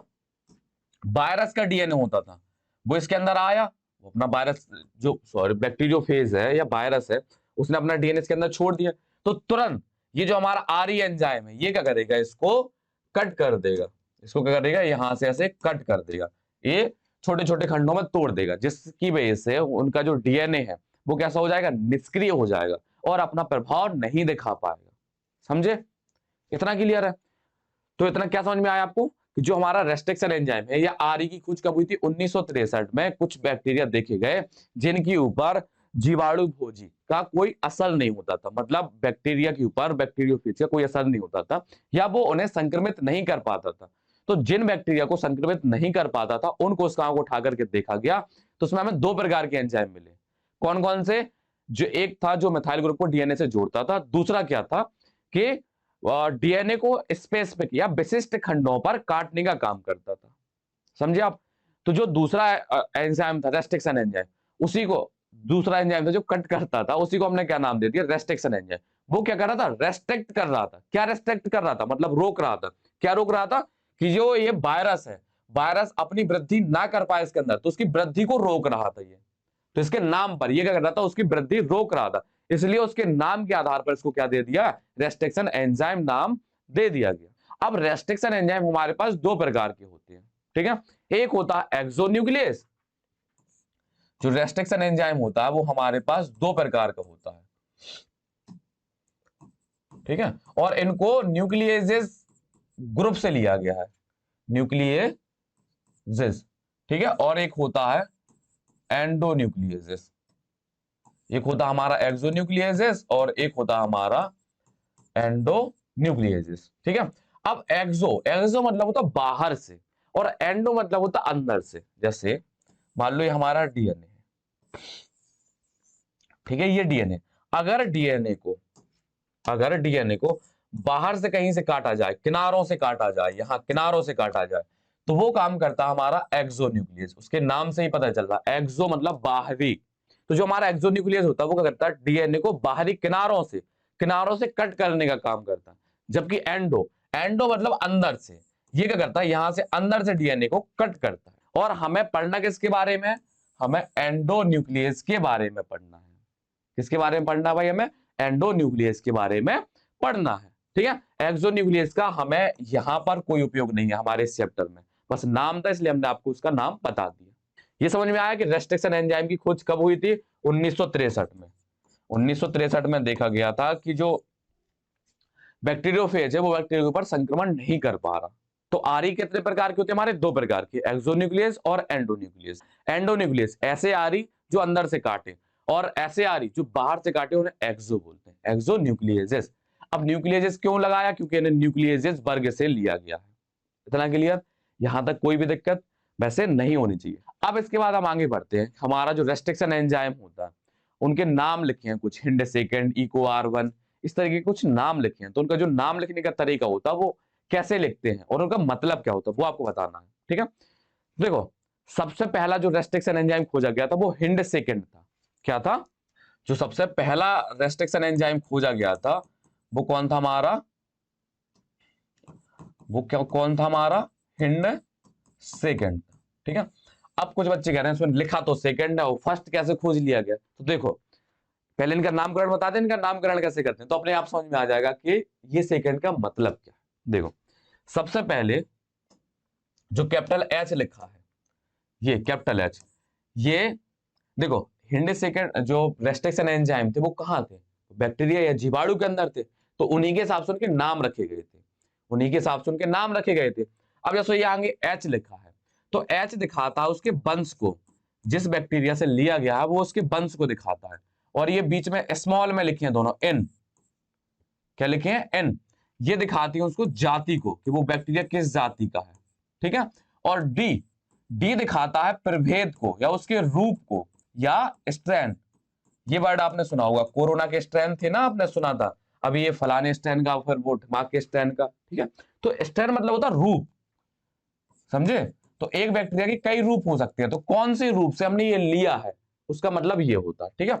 अब यहां पर रोमन अंकों में ये जो सेकंड लिखा है, सेकंड, इसका मतलब होता है कि इसे कब बैक्टीरिया से निकाला गया, मतलब कितने नंबर पे, इसके पहले एक एंजाइम हमने उस बैक्टीरिया से और निकाल लिया तो वो हिंड फर्स्ट होगा, इसको हमने उसके बाद निकाला, इसलिए इसका नाम हिंड सेकंड होगा। बैक्टीरिया से निकालने के आधार पर इसको ये नंबर मिला है कि इसको दूसरे नंबर पर इसको निकाला गया। खोज के आधार पर इसका नंबर नहीं है, खोज के आधार पर तो ये पहला है, हिंड सेकंड को हमने पहले खोजा, ठीक है? मान लीजिए कुछ साइंटिस्ट आए उन्होंने हिंड सेकंड को खोजा, फिर उनके घर में शादी आ गई तो वो शादी अटेंड करने चले गए। उसके पहले किसी और वैज्ञानिकों ने दूसरा हिंड निकाल लिया या खोज लिया या उसको निकाल लिया, तो निकालने के आधार पर उन्होंने उसका हिंड नाम दे दिया। खोजा उसको बाद में, लेकिन निकाल उन्होंने पहले लिया। जब वो शादी से लौट के आए तो फिर उन्होंने इसको बाद में निकाला। वैसे ये 5 साल बाद निकला था हिंड फर्स्ट के बाद, तो 5 साल तक कोई शादी नहीं चलती। और ये जो हम बर्ड बोल रहे शादी, ये सब मजाक के पर्पज से। तो ये जो हिंड सेकंड है, ये क्या दिखाता है कि ये जीवाणु से कब पृथक किया गया, कितने नंबर पर। जीवाणु से पृथक, पृथक मतलब तो समझते हो अलग करने का, अलग करने, पृथक करने, पृथक करने की संख्या। ठीक है, ये दूसरे नंबर पर अब बैक्टीरिया से पृथक किया गया। ठीक है, अब जैसा मान लो ये किस बैक्टीरिया से लिया गया, आपको कैसे पता चलेगा। तो आपको एक बैक्टीरिया पता है, पता होगा भाई, ये तो सुना होगा, हीमोफिलस इन्फ्लुएंजा। ठीक है, अब ये आपके लिए HW है कि ये जो बैक्टीरिया है ये करता क्या था, इसका रोग बताना है आपको। HW में क्या बताना है, रोग का नाम बताना है कि ये कौन सा रोग करता था मनुष्य में, रोग का नाम। ठीक है, कमेंट करेंगे आप जल्दी से, जो जो भी इस लेक्चर को देखेगा आपको हीमोफिलस इन्फ्लुएंजा रोग का नाम लिखना है कि ये जो बैक्टीरिया होता है ये क्या है, हमारा जीवाणु है। तो देखो इसके नाम से ही पता चल रहा, हीमोफिलस H किसको दिखा रहा है, उसको वंश को दिखा रहा है। ये किसको दिखा रहा, हीमोफिलस को दिखा रहा। ठीक है, और इन्फ्लुएंजा, इन्फ्लुएंजा की स्पेलिंग IN से शुरू होगी, IN इन्फ्लुएंजा इस टाइप की होगी, तो IN आगे के IN ले लिया, तो ये किसको दिखा रहा है, उसके इन्फ्लुएंजा को या उसकी जाति को, या इसको हम हिंदी में लिख दें। ठीक है भाई, तो जो रेस्ट्रिक्शन एंजाइम का जो नामकरण होता है ये बहुत इंपॉर्टेंट है, ये पूछ लिया जाता है कि कहां पर उसकी जाति है, क्या उसका वंश है, या क्या उसका ये जो सेकंड नंबर लिखा रोमन अंकों में लिखा है इसका काम क्या होता है, यहां पर ये जो डी लिखा दूसरा कैपिटल लिखा है उसका मतलब क्या होता है। तो आपको ये समझ में आ गया। इसी प्रकार से आपको क्या करना है, इकोआर का, चलो जो हमारी इकोआर1 है इसका नामकरण आपको बताना है कि कौन किसको क्या दिखाता है। तो ये आपके लिए क्या है, HW है। होमवर्क जानते हो ना, HW होमवर्क मिलता था छोटी क्लासों में, वही। ठीक है, तो रेस्ट्रिक्शन एंजाइम समझ में आया। ठीक है, अब ये फंक्शन कैसे करता है वो आपको बताना है, हम बताएंगे, मतलब आपको सुनना है बस। तो जो हमारा रेस्ट्रिक्शन एंजाइम होता है ये क्या करता है, डीएनए को उस विशेष खंड पर कट करता है जहां पर 5वें सिरे से तीसरे सिरे तक पढ़ने में, चाहे हम देखो जैसे मान लीजिए ये हमारा डीएनए होता है, ये क्या है हमारा डीएनए, ये 5वां सिरा, ये तीसरा सिरा, फिर यहां से 5वां सिरा, यहां से तीसरा सिरा।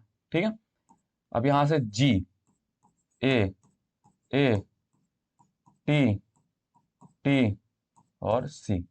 ठीक है, अब इसके पूरक में लगा दो, यहां पर C के सामने G लगा दो, T के सामने A लगा दो, फिर T के सामने A लगा दो, फिर A के सामने T लगा दो, A के सामने T लगा दो, G के सामने क्या लगा दो, C लगा दो। तो देखो हम क्या करें, हमने क्या किया, 5वें सिरे से गए हम तीसरे सिरे की तरफ, कहां जा रहे हैं, 5वें सिरे से तीसरे सिरे की तरफ, तो GAATTC आ रहा, फिर हम 5वें से तीसरे सिरे की तरफ आए तो GAATTC, चाहे हम आगे जाएं तो हमें वही क्रम मिले और हम पीछे आए तो भी वही क्रम मिले, तो इन्हें हम, इन क्रमों को बोलते हैं हम क्या, इन क्रमों को बोलते हैं हम क्या, पैलिंड्रोमिक क्रम, पैलिंड्रोमिक क्रम या पैलिंड्रोमिक सीक्वेंस। ठीक है, ऐसे स्थान जिनको आगे या ऐसे शब्द, देखो यहां पर तो हमारे न्यूक्लियोटाइड लगे हैं, तो यहां पर तो हम न्यूक्लियोटाइड के बारे में बात करेंगे। तो जब क्या हो, न्यूक्लियोटाइडों का ऐसा क्रम जिसको 5वें सिरे से तीसरे सिरे की तरफ, चाहे हम आगे से पढ़ें चाहे हम पीछे से पढ़ें, हमेशा कैसा हो, सेम उच्चारण हो। जैसे कुछ शब्द होते हैं, जैसे जहाज, क्या होता है हमारा, जहाज, समझे, चाहे उसको इस डायरेक्शन से पढ़ो चाहे इस डायरेक्शन से पढ़ो, तो ये क्या होती है, सब समान होंगे हमारे, इस साइड से पढ़ा तो जहाज, इस साइड से पढ़ा तो जहाज। इसी तरीके से एनसीईआरटी में एक शब्द दिया गया है मलयालम। ठीक है, चाहे तुम इसको ऐसे पढ़ो चाहे ऐसे पढ़ो, हमेशा दोनों तरफ से क्या सेम उच्चारण इसका होगा। तो इन्हें बोलते हैं हम पैलिंड्रोमिक सीक्वेंस। इन्हें क्या बोलते हैं हम? Palindromic sequence. तो जो हमारा डीएनए है, सॉरी डीएनए नहीं, एंजाइम है, रेस्ट्रिक्शन एंजाइम, वो क्या करता है, पहले पूरे डीएनए पर, जैसे मान लीजिए हमारा पूरा डीएनए है, क्या है, ये पूरा डीएनए है। अब वो पूरे डीएनए पर, उसकी आंखें तो है नहीं है कि उसे पता हो कि वो यहां पर कट करेगा, तो वो न्यूक्लियोटाइडों से समझ लेता है। अब जैसे मान लो ये हमारा क्या है, रेस्ट्रिक्शन एंजाइम है, ये इसमें पूरा घूमता रहेगा, ऐसे घूमता रहेगा, घूमता रहेगा, घूमता, जहां पर उसको ये सीक्वेंस मिल जाएगा, इस तरीके का अरेंजमेंट मिल जाएगा, वहीं पर क्या करेगा, ये कट करना शुरू कर देगा, वहां से ये उसको क्या करेगा, डीएनए को काट देगा। इतना क्लियर है? तो पहले एक काम और कर लेते हैं, थोड़ा सा इनके बीच में हाइड्रोजन बॉन्ड बना दे रहे हैं।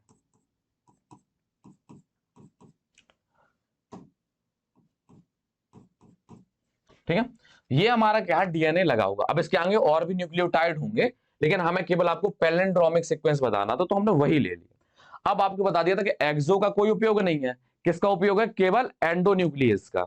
एंडोन्यूक्लियस जो हमारा रेस्ट्रिक्शन एंजाइम है आरई, उसी का उपयोग करना है। तो जो आरई होता है वो क्या करता है, क्या करेगा, वो यहां आकर के कट करेगा। आपको पता है कि ये जो बेस, इनका जो आधार बना है, वो किससे मिलकर के बना होता, सुगर और फॉस्फेट ग्रुप से। क्यों? क्योंकि हमारे जो नाइट्रोजन क्षार होती है वो तो अंदर की तरफ लगी है, तो उनका जो बेस होता है, वो बेस किससे मिलकर के बना होता है, सुगर और फॉस्फेट से। तो जो हमारा रेस्ट्रिक्शन एंजाइम होता है, क्या होता है, रेस्ट्रिक्शन एंजाइम, वो किसको तोड़ता है, सुगर और फॉस्फेट को तोड़ता है। ठीक है, यहां जी ए के बीच में काटा, तो यहां भी जी ए के बीच में हमारा आर ही काटेगा। ठीक है, जब इनको काटेगा तो हमें कैसे सीक्वेंस मिल जाएंगे।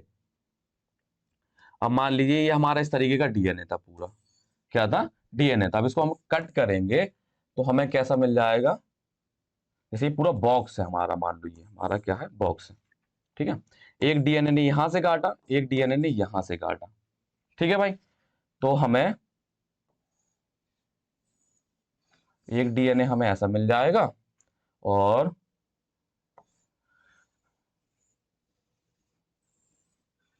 दूसरा हमारा ऐसे कट जाएगा। तो इस प्रकार से ये कट जाएंगे। ठीक है, क्योंकि यहां से कट किया तो ये वाला भाग ऐसे अलग हो जाएगा, यहां से कट किया तो नीचे वाला ये भाग अलग हो जाएगा। ठीक है, अब यहां पर क्या करते हैं थोड़ा सा, ठीक है, ये जैसे ऐसे हमारा ये जुड़ा था, यहां से कट किया तो ये अलग हो गया, यहां से कट किया तो ये अलग हो गया। तो ये आ रहा समझ में आपको, आ जाना चाहिए, वैसे इतना भी बुरा नहीं पढ़ाया मैंने। ठीक है, अब ये कर दिया हम, जैसे मान लो, अरे भाई ये पांचवा सिरा था, तो इसके पास ये तीसरा सिरा चला जाएगा। यहाँ पर क्या था, हमारा पांचवा सिरा था, तो यहाँ पर हमारा तीसरा सिरा। अब इनके बीच में नाइट्रोजन बेस आप लगा दीजिए, ए और जी कट करके हमारा यहाँ पर जी बचेगा, यहाँ पर ये। बाकी आपको एनसीईआरटी का डायग्राम दिखाते हैं, तो ऐसे ये कट करता है।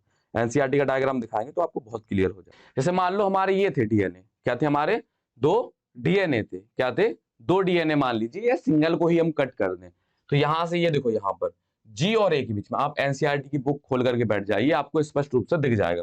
जी और ए के बीच में यहाँ पर कट किया है, यहाँ पर ए और जी वही चीज है। इसी प्रकार से यहाँ पर भी है हमारा। ठीक है, तो ये इस प्रकार के खंड तैयार होंगे, फिर इनको आपस में क्या होंगे, ऐसे फंसा देंगे। जब हमारा डीएनए कटता है तो वो दो प्रकार से कटता है। ठीक है, इसको बिल्कुल एकदम बीच से काट दे तो ये ऐसे दो टुकड़े बन जाएंगे। कैसे बन जाएंगे, दो टुकड़े, ये यहां से कटे हैं, सीधा यहां से कट गए। ठीक है, तो इनको बोलते हैं हम ब्लंट एंड या भोथरा।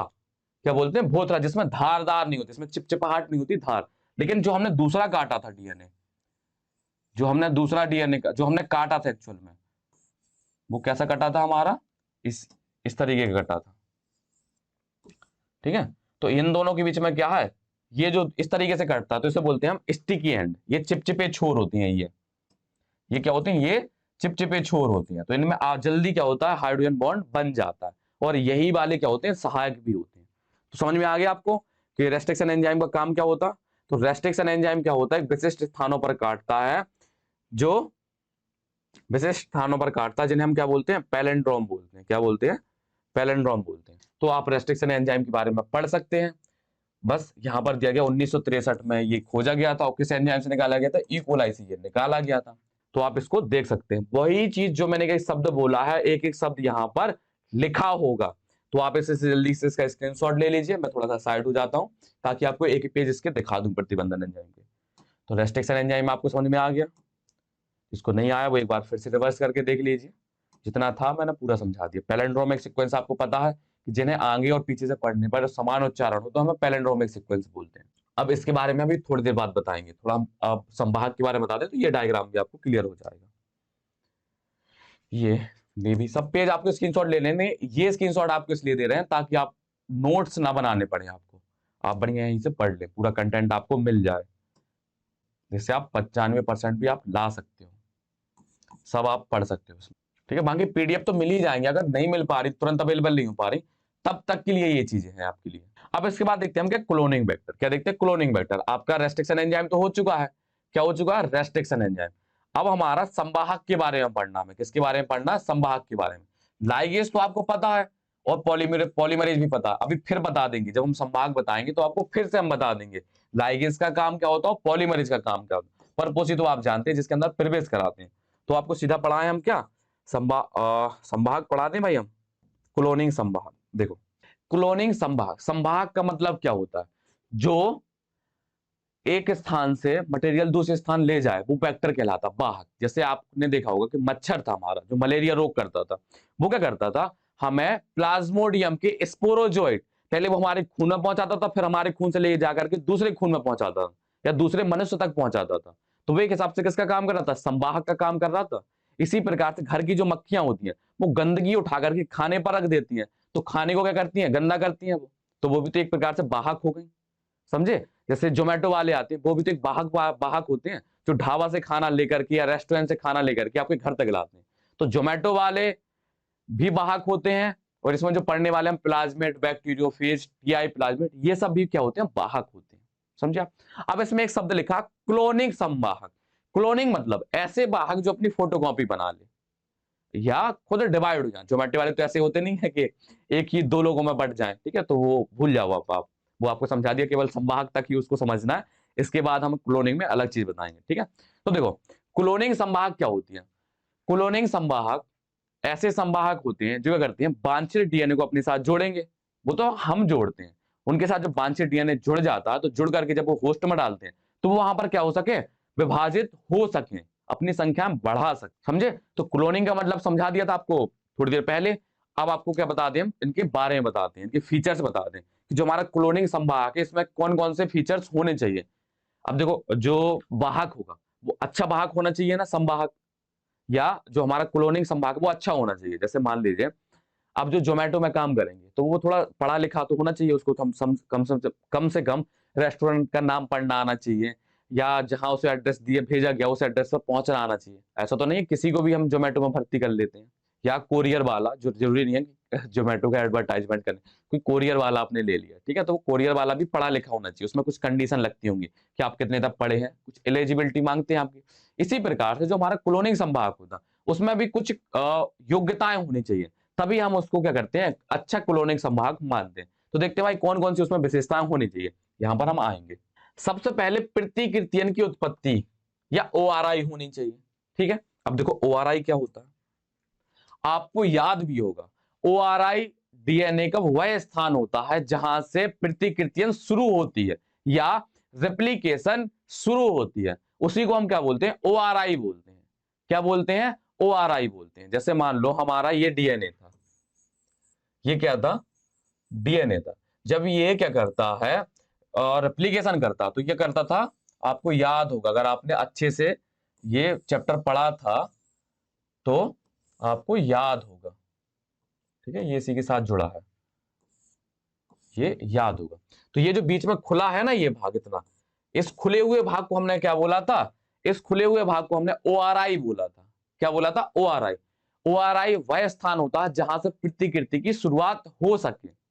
तो जो हमारा संवाहक होता है, हम ऐसा संवाहक लेंगे जिसका खुद का अपना क्या हो, ओआरआई हो, जिससे वो खुद से रेप्लिकेट हो सके, उसको विभाजित होने के लिए किसी और चीज की सहायता ना हो, वो खुद से ही अपनी फोटोकॉपी बना सके। ये क्वालिटी होनी चाहिए। सबसे पहले क्या होना चाहिए, ओआरआई होना चाहिए। अब ओआरआई क्या होता, ओआरआई वह स्थान होता है जहां से डीएनए की प्रतिकृति शुरू होती है या डीएनए रेप्लिकेशन शुरू होता है। तो पहली शर्त क्या हो गई कि जो हमारा क्लोनिंग संवाहक होगा उसके पास क्या होनी चाहिए, ओआरआई होना चाहिए, ठीक है भाई। चलो पहली शर्त हो गई, अब इनके बारे में पढ़ा देंगे। दूसरी शर्त क्या है, दूसरी शर्त क्या है, वर्ण योग्य चिन्हक क्या है। वर्ण योग्य चिन्हक या सेलेक्टेबल मार्कर क्या होते हैं? देखो, सेलेक्टेबल मार्कर वह चीज होती है जो क्या करती है, चिल्ला चिल्ला करके बताती है कि हमारे साथ रिकॉम्बिनेंट डीएनए जुड़ गया। चलो इसको बताते हैं, इसको ऐसे बात नहीं बन पाएगी। सेलेक्टेबल मार्कर कुल मिला करके, चलो अब कुछ बातचीत नहीं होगी, सीधा काम की बात होगी। जैसे मान लीजिए ये हमारा वांछित डीएनए ले लिया और ये हमने क्या ले लिया, प्लाज्मिड ले लिया, ठीक है। तो क्या होता है, प्लाज्मिड में क्या लगी रहती है, रेस्ट्रिक्शन साइट लगी रहती है, कुछ क्या लगी रहती है, या एंटीबायोटिक रेजिस्टेंस जीन होते हैं। जो हमारा प्लाज्मिड होता है, प्लाज्मिड में क्या होते हैं, देखो जैसे बैक्टीरिया है, तो बैक्टीरिया को खुद को अपने आप को एंटीबायोटिक से बचाएगी। जैसे मान लीजिए हम कोई दवा खाते हैं, तो उस दवा से बचने के लिए बैक्टीरिया के पास कुछ विशेषताएं तो होनी चाहिए, कुछ खास बात तो होनी चाहिए जिससे वो अपने आप को बचा सके, समझे।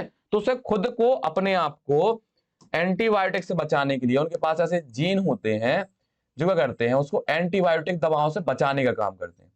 उन एंटीबायोटिक जीन को हम क्या, जो हमारे एंटीबायोटिक रेजिस्टेंस होते हैं उनके नाम बता दें। जैसे ये मान लीजिए टेट्रासाइक्लिन रेजिस्टेंस जीन है और ये हमारा एम्पिसिलिन रेजिस्टेंस जीन है, ठीक है। देखो बैक्टीरिया है, बैक्टीरिया की, जैसे बैक्टीरिया के लिए हम कौन सी दवा यूज करते हैं, एंटीबायोटिक खाते हैं ताकि हम उसको मार दें। तो बैक्टीरिया में भी तो कुछ ऐसी व्यवस्था होनी चाहिए कि वो दवा से बच सके, अपने आप को बचा सके, क्योंकि वो भी तो एक जीव है, उसको भी सरवाइव करनी है, उसे भी एक वातावरण में, आपको बताया था कि योग्यतम की उत्तर जीविता, जो ज्यादा योग्य होगा वही जीवित रह पाएगा। तो ज्यादा योग्य होने के लिए क्या, उसे हर चीज से बचने के लिए कुछ ना कुछ व्यवस्था होनी चाहिए। तो जो हमारा बैक्टीरिया होता है उसके प्लाज्मिड में रेस्ट्रिक्शन एंजाइम होते हैं, या सॉरी कुछ भी बोल रहे हैं हम, एंटीबायोटिक रेजिस्टेंस जीन होते हैं। एंटीबायोटिक रेजिस्टेंस जीन मतलब, रेजिस्टेंस मतलब होता है प्रतिरोध करने वाला, और एंटीबायोटिक मतलब एंटीबायोटिक जो बैक्टीरिया को मार दे।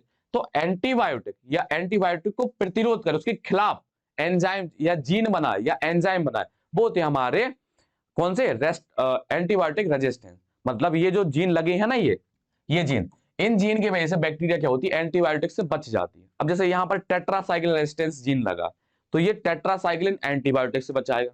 यहां पर एम्पिसिलिन लगा, तो ये एम्पिसिलिन से बचाएगा बैक्टीरिया को। अब यही जो ये जो अपने एंटीबायोटिक रेजिस्टेंस जीन लगे हैं, यही सेलेक्टेबल मार्कर की तरह काम करते हैं। कैसे काम करते हैं वो आपको बताते हैं। जैसे मान लो क्या होता है, अब आपको एक चीज और बता दें, जो हमारी, इनको पहले तो बोलते क्या, इनका नाम हम बता दें,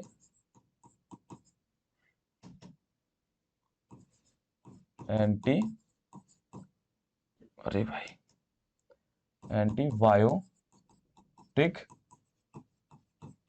रेजिस्टेंस जीन होते हैं। ये हमारे क्या होते हैं, एंटीबायोटिक रेजिस्टेंस जीन होते हैं, जो एंटीबायोटिक के खिलाफ क्या करते हैं, प्रतिरोधता दिखाते हैं, ताकि एंटीबायोटिक का इन पर कोई असर ना हो सके, ठीक है। लेकिन जो हमारा आरी होता है वो इतना बेकार होता, इनको खुशी नहीं रहने देता। आरी क्या करता है, जब भी, जैसे मान लीजिए हमने एक आरी लिया, देखो आरी क्या होता है, आरी का फुल फॉर्म तो पता है आपको, रेस्ट्रिक्शन एंजाइम, बार बार बता रहे हैं। आरी क्या होता है, एंड मतलब ये स्पेसिफिक होता, विशिष्ट होता। जैसे मान लीजिए एम्पिसिलिन को कट करना, तो एम्पिसिलिन को कट करने के लिए हम एक अलग आरी लेंगे, टेट्रासाइक्लिन को कट करने के लिए हम एक अलग आरी लेंगे, ठीक है। तो मान लीजिए हमने टेट्रासाइक्लिन रेजिस्टेंस जीन को कट करने के लिए आरी ली, तो जो हमने यहां पर आरी हमने यहां पर ली है, यहां पर हमने आरी ली, रेस्ट्रिक्शन एंजाइम कट करेगा इसको, प्लाज्मिड को, तभी तो यहां पर हमारा वांछित डीएनए जुड़ पाएगा ना। तो जो हमारा रेस्ट्रिक्शन एंजाइम होता है वो हमेशा कहां कट करता है, जहां पर हमारी एंटीबायोटिक रेजिस्टेंस जीन लगे रहते हैं। इस जीन को काटेगा, यहां पर दूसरा जीन जोड़ देगा, हमारा वांछित जीन। अब जब इसको टेट्रासाइक्लिन को कट करेंगे, इसको कट करेंगे, तो टेट्रासाइक्लिन का प्रभाव खत्म हो जाएगा। टेट्रासाइक्लिन का क्या होगा, प्रभाव खत्म हो जाएगा। जैसे मान लीजिए किसी चीज को हम काट दें, किसी चीज को हम काट दें तो उसका प्रभाव दिखेगा। जैसे हमारी ये गर्दन काट दो, तो क्या हमारा अस्तित्व तो बचेगा? गलत बात है, काटना नहीं है, सपोज कर लिया हमने, ठीक है। जैसे ये गर्दन काट दे हमारी, तो क्या हमारा अस्तित्व तो बचेगा? नहीं, हम निष्क्रिय हो जाएंगे, खत्म हो जाएंगे ना। इसी प्रकार से टेट्रासाइक्लिन को अगर यहां से कट कर दिया जाए, किसके द्वारा? रेस्ट्रिक्शन एंजाइम के द्वारा, तो जो टेट्रासाइक्लिन रेजिस्टेंस जीन था वो निष्क्रिय हो जाएगा। अब वो टेट्रासाइक्लिन एंटीबायोटिक से नहीं बचा पाएगा, समझे। इसकी जगह पर हमने क्या जोड़ दिया, अपना वांछित जीन यहां पर जोड़ दिया। अब हमने क्या किया, यहां पर ये वांछित जीन जोड़ दिया। जब वांछित जीन यहां पर जोड़ देंगे, आरी के द्वारा काटने के बाद वांछित जीन यहां पर जोड़ देंगे, तो ये क्या हो जाएगा, हमारा निष्क्रिय हो जाएगा। जब ये निष्क्रिय हो जाएगा तो इसके ऊपर एंटीबायोटिक का असर हो जाएगा। तो ये चिल्ला करके जब अगर इस जैसे मान लो ये हमारा वांछित जीन जोड़ दिया, जब हमारा वांछित जीन जुड़ जाता है तो इसको हम क्या बोलने लगते हैं, फिर रिकॉम्बिनेंट डीएनए बोलने लगते हैं। क्या बोलने लगते हैं इसको हम फिर? Recombinant DNA. देखो फिर से बता दे रहे हैं, पहले हमने प्लाज्मिड लिया, प्लाज्मिड में हमारे क्या लगे थे? एंटीबायोटिक रेजिस्टेंस जीन लगे थे। अब आरी आया, उसने टेट्रासाइक्लिन वाले एंटीबायोटिक रेजिस्टेंस जीन को कट कर दिया। कट करने के बाद वहां पर हमारा वांछित डीएनए या वांछित जीन जोड़ दिया। जब प्लाज्मिड के साथ वांछित जीन हमारा जुड़ जाता है तो उसको बोलते हैं हम पुनर्योगज डीएनए या रिकॉम्बिनेंट डीएनए। और इसी पुनर्योगज डीएनए को क्या करते थे हम? दूसरे अपने होस्ट या परपोसी के अंदर क्या करते थे? प्रवेश करा देते थे। इसके अंदर क्या करेंगे? इसको प्रवेश करा देंगे। अभी करा दे रहे लो भाई प्रवेश।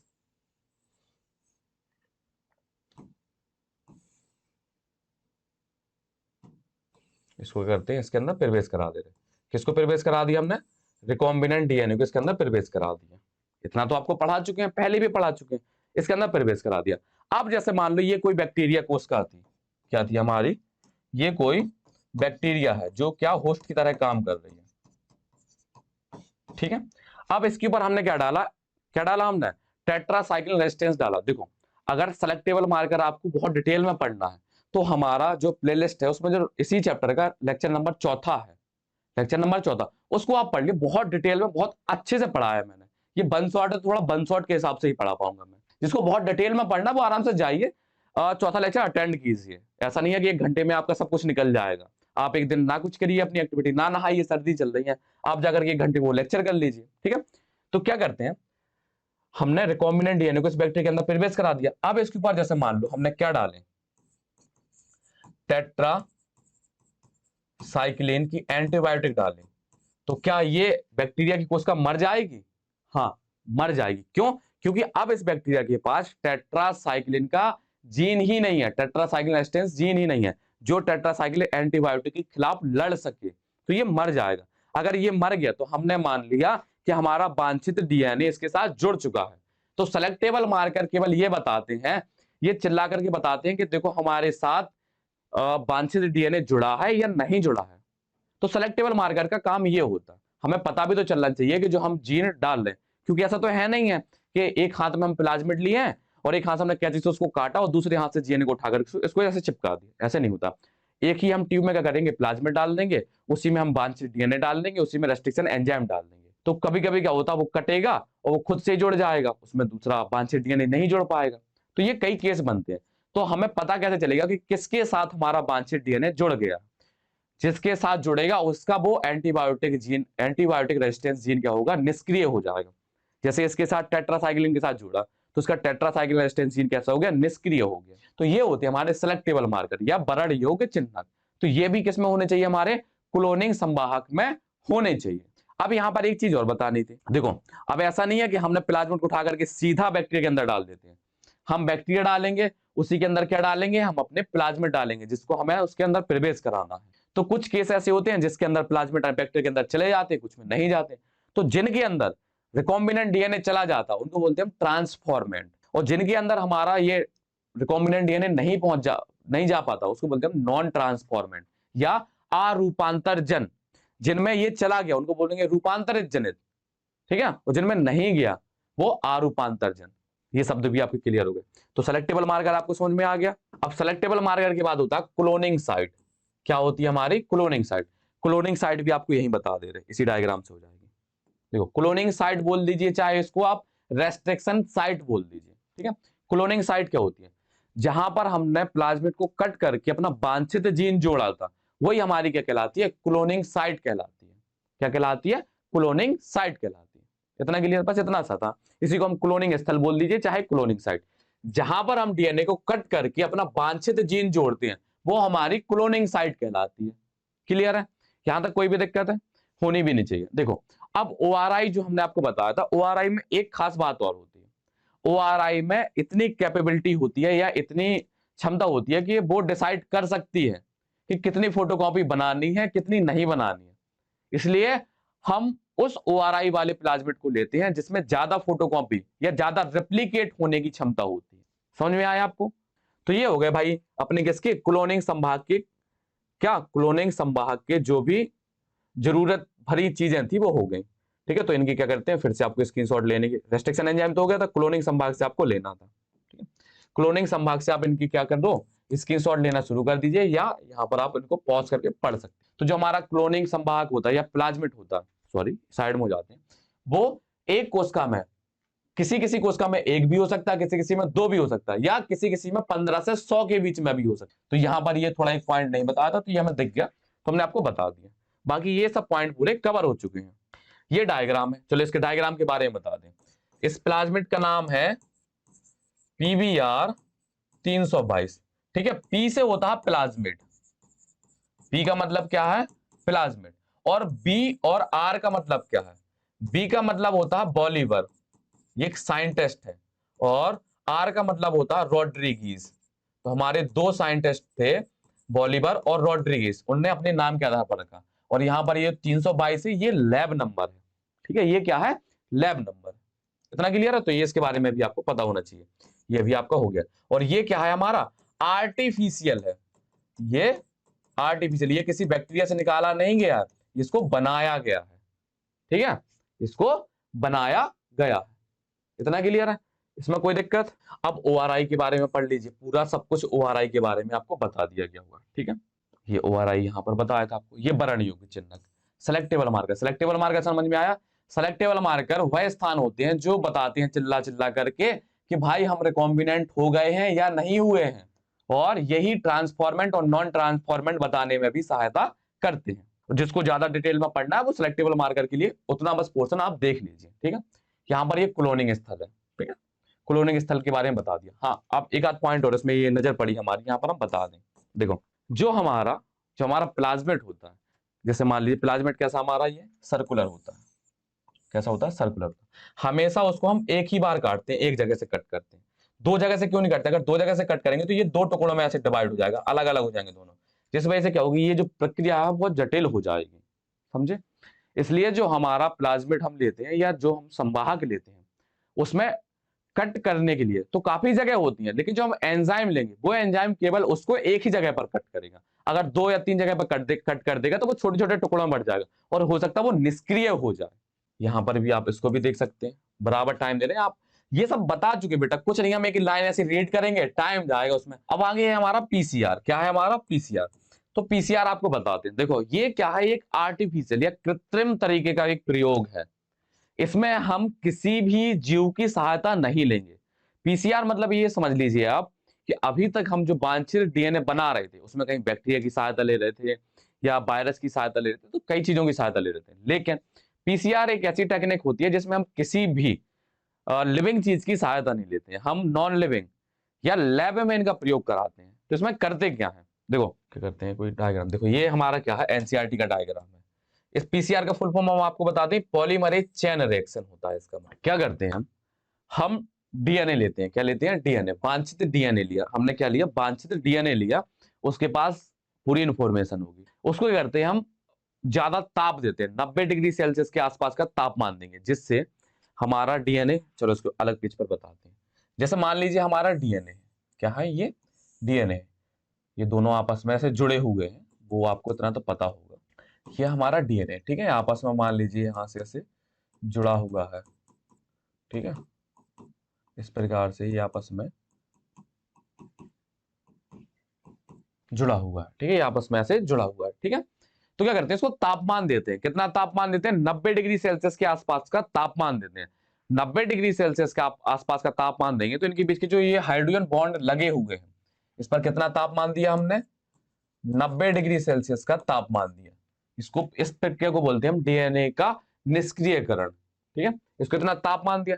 इतना तापमान देने की वजह से क्या होगा, इनके दोनों के बीच के ये जो डीएनए, ये सॉरी हाइड्रोजन बॉन्ड लगे हैं, ये क्या लगे हैं हमारे, हाइड्रोजन बॉन्ड। तो ये हाइड्रोजन बॉन्ड क्या होंगे, ब्रेक हो जाएंगे, हाइड्रोजन बॉन्ड क्या होंगे, टूट जाएंगे। जब हाइड्रोजन बॉन्ड टूट जाएंगे तो हमारे पास ये स्ट्रैंड ऐसे निकल करके ये दोनों अलग अलग हो जाएंगे। क्या होंगे हमारे, ये दोनों स्ट्रैंड ऐसे निकल करके क्या होंगे, अलग हो जाएंगे। ठीक है, हमने तापमान दिया कितना, 90 डिग्री सेल्सियस को, इसको बोल दिया हमने निष्क्रियकरण प्रोसेस बोल दिया। क्या बोल दिया इसको, निष्क्रियकरण प्रोसेस। ठीक है, अब क्या करते हैं, अब हम जैसे डीएनए रेप्लिकेशन हमें कराना है, तो डीएनए रेप्लिकेशन कराने के लिए, शुरुआत करने के लिए हमें एक डीएनए या आरएनए के छोटे खंड या न्यूक्लियोटाइडों का छोटा एक खंड चाहिए। आपको पता है कि डीएनए मिलकर के किससे बनी है? न्यूक्लियोटाइडों से। ठीक है, तो क्या करते हैं, जैसे मान लीजिए यहां पर हम सीक्वेंस थोड़ा लिख दें, adenine, thymine, thymine, guanine, cytosine, adenine. ठीक है, तो इसके अपोजिट हमारे थाइमिन होगा, यहाँ पर एडेनिन होगा, यहाँ पर एडेनिन होगा, यहाँ पर साइटोसिन, यहाँ पर ग्वानिन और यहाँ पर थाइमिन। ये हमारा डीएनए था, इसको हमने क्या कर दिया, अलग कर दिया था। ठीक है, थोड़ा सा और दूर करते हैं। तो इन्हीं के जैसे अब पूरक हमें न्यूक्लियोटाइड लगाने हैं, तो उनको शुरुआत करने के लिए इनकी और आगे इनके साथ हम क्या करेंगे, इनके पूरक लगाते जाएंगे, पूरक लगाते जाएंगे, तो क्या होगा, हमारे पास एक नया डीएनए आ जाएगा पूरा। तो क्या करते हैं, इसकी शुरुआत करने के लिए हम तीसरे किनारे पर एक प्रोब लेते हैं। क्या लेते हैं? प्रोब। जो प्रोब क्या होता है, न्यूक्लियोटाइडों का एक छोटा सा टुकड़ा होता है, खंड, जो क्या करता है, डीएनए रेप्लिकेशन की शुरुआत कराता है। अब यहां पर क्या करेंगे हम, अब यहां पर डीएनए पॉलीमरेज की सहायता से हम अपने न्यूक्लियोटाइड ऐसे लगाते जाएंगे। ठीक है, क्या लगाते जाएंगे, अपने यहां पर न्यूक्लियोटाइड ऐसे लगाते जाएंगे, तो हमें क्या होगा, न्यूक्लियोटाइड की एक चेन मिल जाएगी। न्यूक्लियोटाइड की क्या होगी, हमें एक चेन मिल जाएगी। यहां पर इतना एसयू कर दें, लो। ठीक है, तो हमारे पास क्या आ गया, 2 न्यूक्लियोटाइड आ गए। अभी पूरी प्रोसेस हम बता देंगे, इसमें हमें लगना क्या क्या है। ठीक है,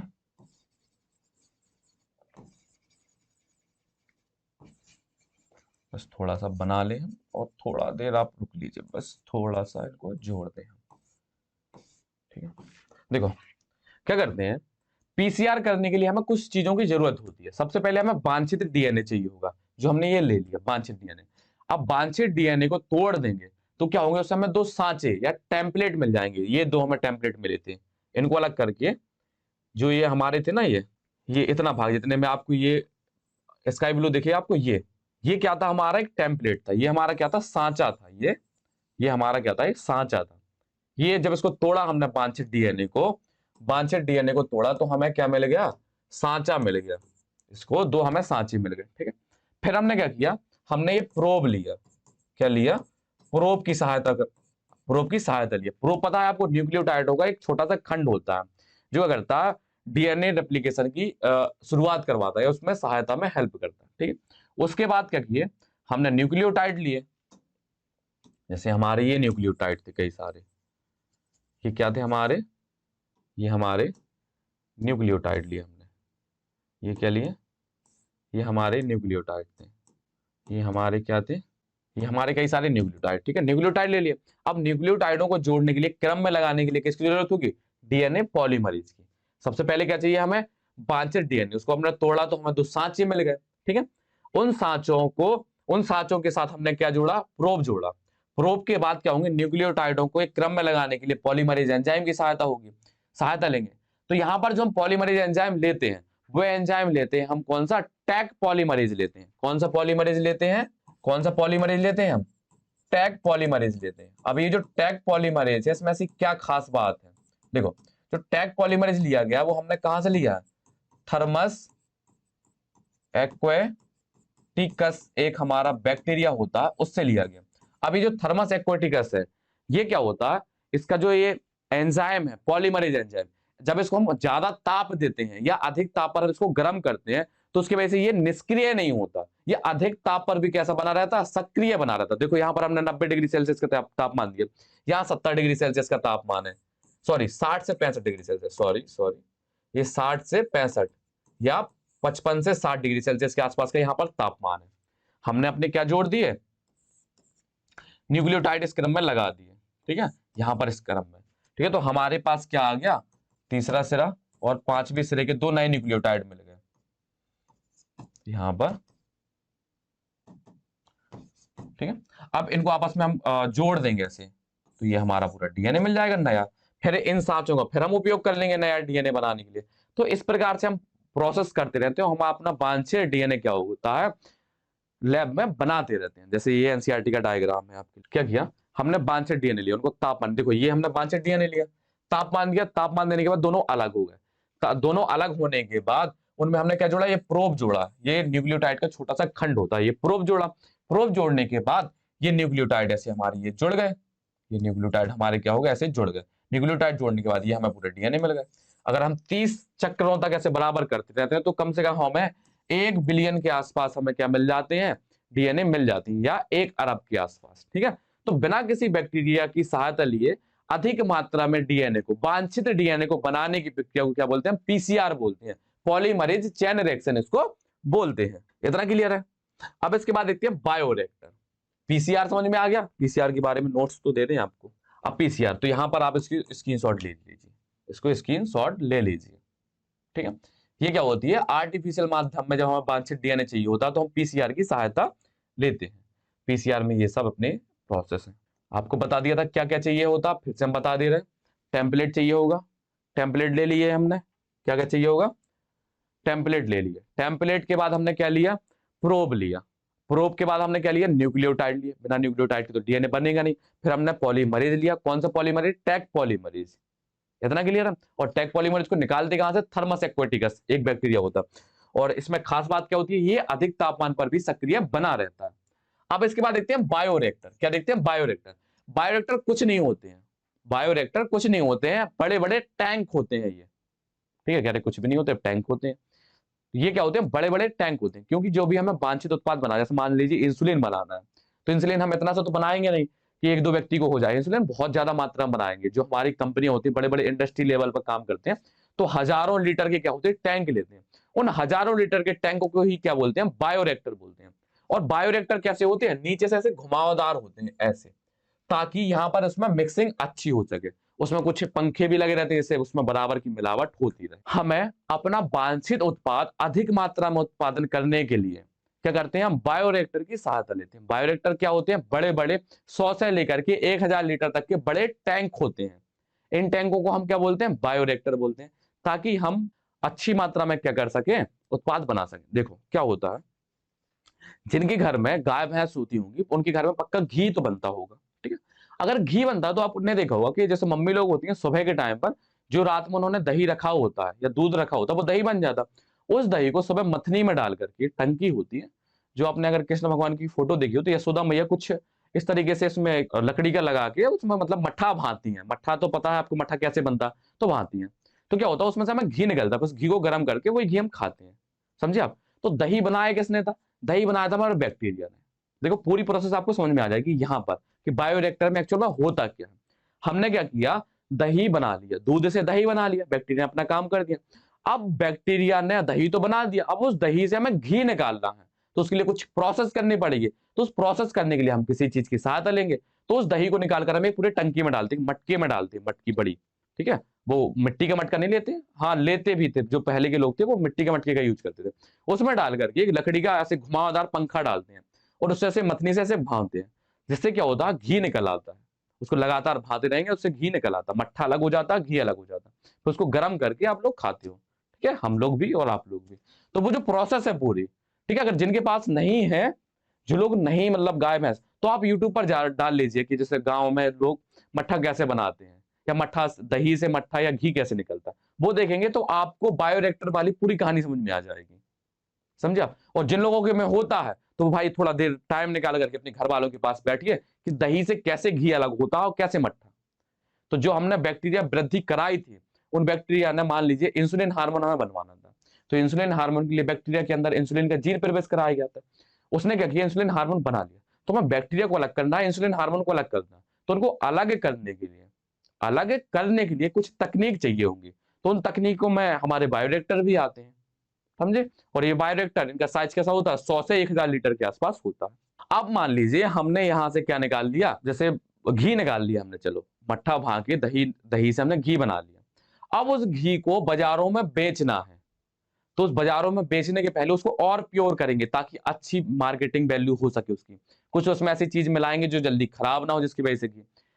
तो ये जो प्रोसेस होती है उसको प्यूरिफाई करना, इसमें और चीजें मिलाना जिससे वो खराब ना हो, ये सब प्रक्रियाएं आ जाती है हमारी किसके अंतर्गत, डाउन स्ट्रीम प्रोसेस के अंतर्गत। किसके अंतर्गत आ जाती हैं, डाउन स्ट्रीम प्रोसेस के अंतर्गत ये सब प्रक्रियाएं हमारी आ जाती हैं। ठीक है, तो ये डाउन स्ट्रीम प्रोसेस कहलाती है। अब इसके बाद जीन गन के बारे में और थोड़ा बताना है आपको, जीन गन और माइक्रो इंजेक्शन के बारे में। अभी तक आपने पढ़ा था वो भी नहीं बताया, लेकिन फिर भी आपको बता देते, एक चीज और बतानी थी। जो हमारा डीएनए होता है वो कोशिका के अंदर कैसे प्रवेश होता है, वो आपको नहीं बताना। तो देखो, जो हमारा डीएनए होता है वो डायरेक्ट कोशिका के अंदर प्रवेश नहीं हो सकता। क्यों? क्योंकि जो हमारा डीएनए होता है वो हाइड्रोफिलिक नेचर का होता है। कैसा होता है? हाइड्रोफिलिक नेचर का। और जो हमारी जो लिपिड मेमोरी लगती है वो हाइड्रोफोबिक नेचर की होती है बाहर की तरफ। समझे आप? तो क्या करते हैं हम अपने डीएनए को अंदर प्रवेश कराने के लिए पहले उसके साथ क्रिया कराएंगे। किसके साथ? कैल्शियम क्लोराइड के साथ। क्या करेंगे? ये हमारी कोशिका है जिसके अंदर हमें प्रवेश कराना है। इसके पास में ही क्या रखेंगे? हम वांछित जीन रखेंगे और इसकी क्रिया कराएंगे किसके साथ? कैल्शियम क्लोराइड के साथ। तो कैल्शियम क्लोराइड क्या होगा? कैल्शियम Ca+2 में टूट जाएगा और 2Cl- में टूट जाएगा। अब आपको पता है कि जो कैल्शियम है वो पॉजिटिव आयन है, वो इस डीएनए के साथ जुड़ जाएंगे कई सारे, और इनको क्या करते हैं, अब इनको पहले ताप देंगे, इसको गर्म करेंगे, फिर इसको एकदम बर्फ पर रख देंगे, फिर गर्म करेंगे, फिर बर्फ पर रखेंगे, जिस वजह से क्या होंगे, यहाँ पर प्लाज्मा मेम्ब्रेन में पोर बन जाएंगे, जिससे क्या होगा, ये डीएनए इसके अंदर प्रवेश कर जाएगा। तो इसको बोलते हैं हम हीट एंड शॉक मेथड। क्या बोलते हैं? Heat and shock method. समझ में आ गया कि हम किसकी सहायता लेते हैं? कैल्शियम क्लोराइड की सहायता लेते हैं और इसमें तापमान को कम ज्यादा करके इसको इसके अंदर प्रवेश करा देते हैं। इतना क्लियर? अब इसके बाद आपको बताना है जीन गन के बारे में। ठीक है, बायोलिस्टिक गन या जीन गन, इसमें होता क्या है? अभी तक आपने पढ़ा था कि हम प्लाज्मिड, इस प्रोसेस, अभी तक क्या था, इस प्रोसेस के द्वारा हमने अपने डीएनए को अंदर प्रवेश कराया था। एक्चुअल में ये प्रोसेस का यूज किया था। लेकिन प्लांट और ह्यूमन में क्या करते हैं, बैक्टीरिया के अंदर तो प्लाज्मिड के द्वारा पहुंच जा रहा हमारा डीएनए, लेकिन अभी तक जितनी प्रोसेस पढ़ी हमने सब बैक्टीरिया की पढ़ी है। अभी तक हमने प्लांट और ह्यूमन यूकैरियोटिक कोशिका के बारे में तो पढ़ा ही नहीं है। तो यूकैरियोटिक कोशिका में हम कैसे अपना वांछित जीन पहुंचाते हैं? तो उसमें क्या करते हैं, डायरेक्ट या तो इंजेक्शन के द्वारा हम कोशिका के अंदर सीधा हमारा वांछित डीएनए पहुंचवा दें, ठीक है, या गन का यूज करते हैं। गन का यूज करते हैं, जीन गन का उपयोग करते हैं हम किसके द्वारा, किसके लिए? प्लांट सेल वगैरह के लिए। तो उसमें क्या करते हैं, टंगस्टन या गोल्ड के छोटे छोटे पार्टिकल्स बनाते हैं और उनके ऊपर क्या करते हैं, वांछित डीएनए की कोटिंग करते हैं और सीधा गन, जैसे बंदूक से शॉट मार के किसी अंदर गोली या बुलेट इंजेक्ट कर देते हैं, उसी तरीके से उन जो टंगस्टन के पार्टिकल्स या गोल्ड के पार्टिकल्स को उसके अंदर क्या करते हैं, प्रवेश करा देते हैं। किसके अंदर? हमारी कोशिका के अंदर। तो ये सब चीजें हैं। तो ये जो चैप्टर था हमारा यहीं पर कंप्लीट हो जाता है। आपको सब इसमें चैप्टर में बता दिया है। बहुत टफ नहीं है, बस आपको अच्छे से ध्यान से सुनना है। ठीक है, जिसको डिटेल में देखना वो डिटेल में भी है, आप डिटेल में भी देख सकते हैं। जैसे सेलेक्टेबल मार्कर आपको यहाँ पर शॉर्ट में ना समझ में आया, वैसे कोशिश तो पूरी की आपको समझ में आ जाए। अगर ना भी आए तो आप जाकर के उस पोर्शन को डिटेल में भी देख सकते हैं भाई। ठीक है, तो ये चैप्टर हमारा कंप्लीट होता है। तो आपको बायोरिएक्टर से लेकर के और पीसीआर से लेकर, पीसीआर की तो आपको बता दिया, बायोरिएक्टर के नोट्स और आपको देने हैं, तो आप यहाँ से बायोरिएक्टर के नोट्स यहाँ से ले सकते हैं। ठीक है, बाकी जो एनसीईआरटी पढ़ता तो उससे तो कोई दिक्कत नहीं, क्योंकि ये जो नोट्स हैं वो पूरे एनसीईआरटी से लिए, कहीं हमने अलग से नहीं लिए। ठीक है, ये सब आप डायग्राम यहाँ से, ये सब नोट्स आप पढ़ सकते हैं। बस फर्क ये है कि थोड़ा सा इसमें हम जो लैंग्वेज यूज किया वो हमने अपनी अपनी लैंग्वेज में लिखा थोड़ा बहुत, ताकि, क्योंकि एनसीईआरटी में बहुत क्लिष्ट लैंग्वेज होती है। ये डायग्राम बायोरिएक्टर के आपको इसमें मिल जाएंगे। लो भाई, ये चैप्टर क्या हमारा यहाँ पर फिनिश होता है। तो देखो, स्वस्थ रहिए और मस्त रहिए और अच्छे से पढ़ते रहिए, ये तो सबसे पहले हम बोलेंगे। ठीक है, इसके अलावा लेक्चर को ध्यान से सुनिए, लेक्चर को ध्यान से सुनिए, अच्छे से पढ़िए। नोट्स की चिंता आपको बिल्कुल नहीं करनी है, नोट्स आपको अच्छे मिल जाएंगे। नोट्स मिल जाएंगे, नहीं भी मिल रहे तो आप स्क्रीनशॉट तो ले सकते हैं। जो पोर्शन आपको समझ में नहीं आया वो आप कमेंट कीजिए, आपके कमेंट में सॉल्व कर देंगे। और अगर वहां भी नहीं हो रहे तो हम पूरा एक वीडियो बना करके आपको टेलीग्राम पर अपलोड कर देंगे। लेकिन आप कीजिए, तो थोड़ा बहुत अपनी तरफ से एफर्ट डालिए, आप पढ़िए, हम आपको पढ़ाएंगे और आपको देंगे एक बड़ा सा थैंक यू। किस लिए? वो तो हमेशा हमारी आदत हो गई है कि आप लोग इतना रुकते हो और हमारे लिए अपना प्रेम दिखाते हो, तो भाई हमारा तो थोड़ा बहुत फर्ज बनता है आपके लिए। तो आपको धन्यवाद, दिल से धन्यवाद। तो चैनल को लाइक कीजिए, सब्सक्राइब कीजिए और इसको शेयर भी कर दीजिए। ठीक है, जो भी आपकी बायोलॉजी वाली मित्र मंडली हो वहां तक शेयर कर दीजिए। अगर आपको लेक्चर अच्छा लगता हो तो लेक्चर को शेयर कीजिए, बाकी चैनल तो आपको सब्सक्राइब करके जाना ही है और लाइक करके जाना है। तो जहां भी जो भी पार्ट आपको अच्छा लगता है उसको आप कमेंट कीजिए, जो भी जहां पर डाउट लगता है वो भी कमेंट कीजिए। अगर आपका डाउट होगा तो वो सॉल्व करा दिया जाएगा, और अगर आपको कोई पार्ट अच्छा लगा तो उससे हमें खुशी मिलती है, यही हमारा मोटिवेशन होता है। ठीक है, तो मिलते हैं अपनी कोई नए इनक्रेडिबल नए लेक्चर में बढ़िया तरीके से। तब तक के लिए बेटा थैंक यू, खुश रहिए, स्वस्थ रहिए, मस्त रहिए और पढ़ते रहिए। मिलते हैं, बाय।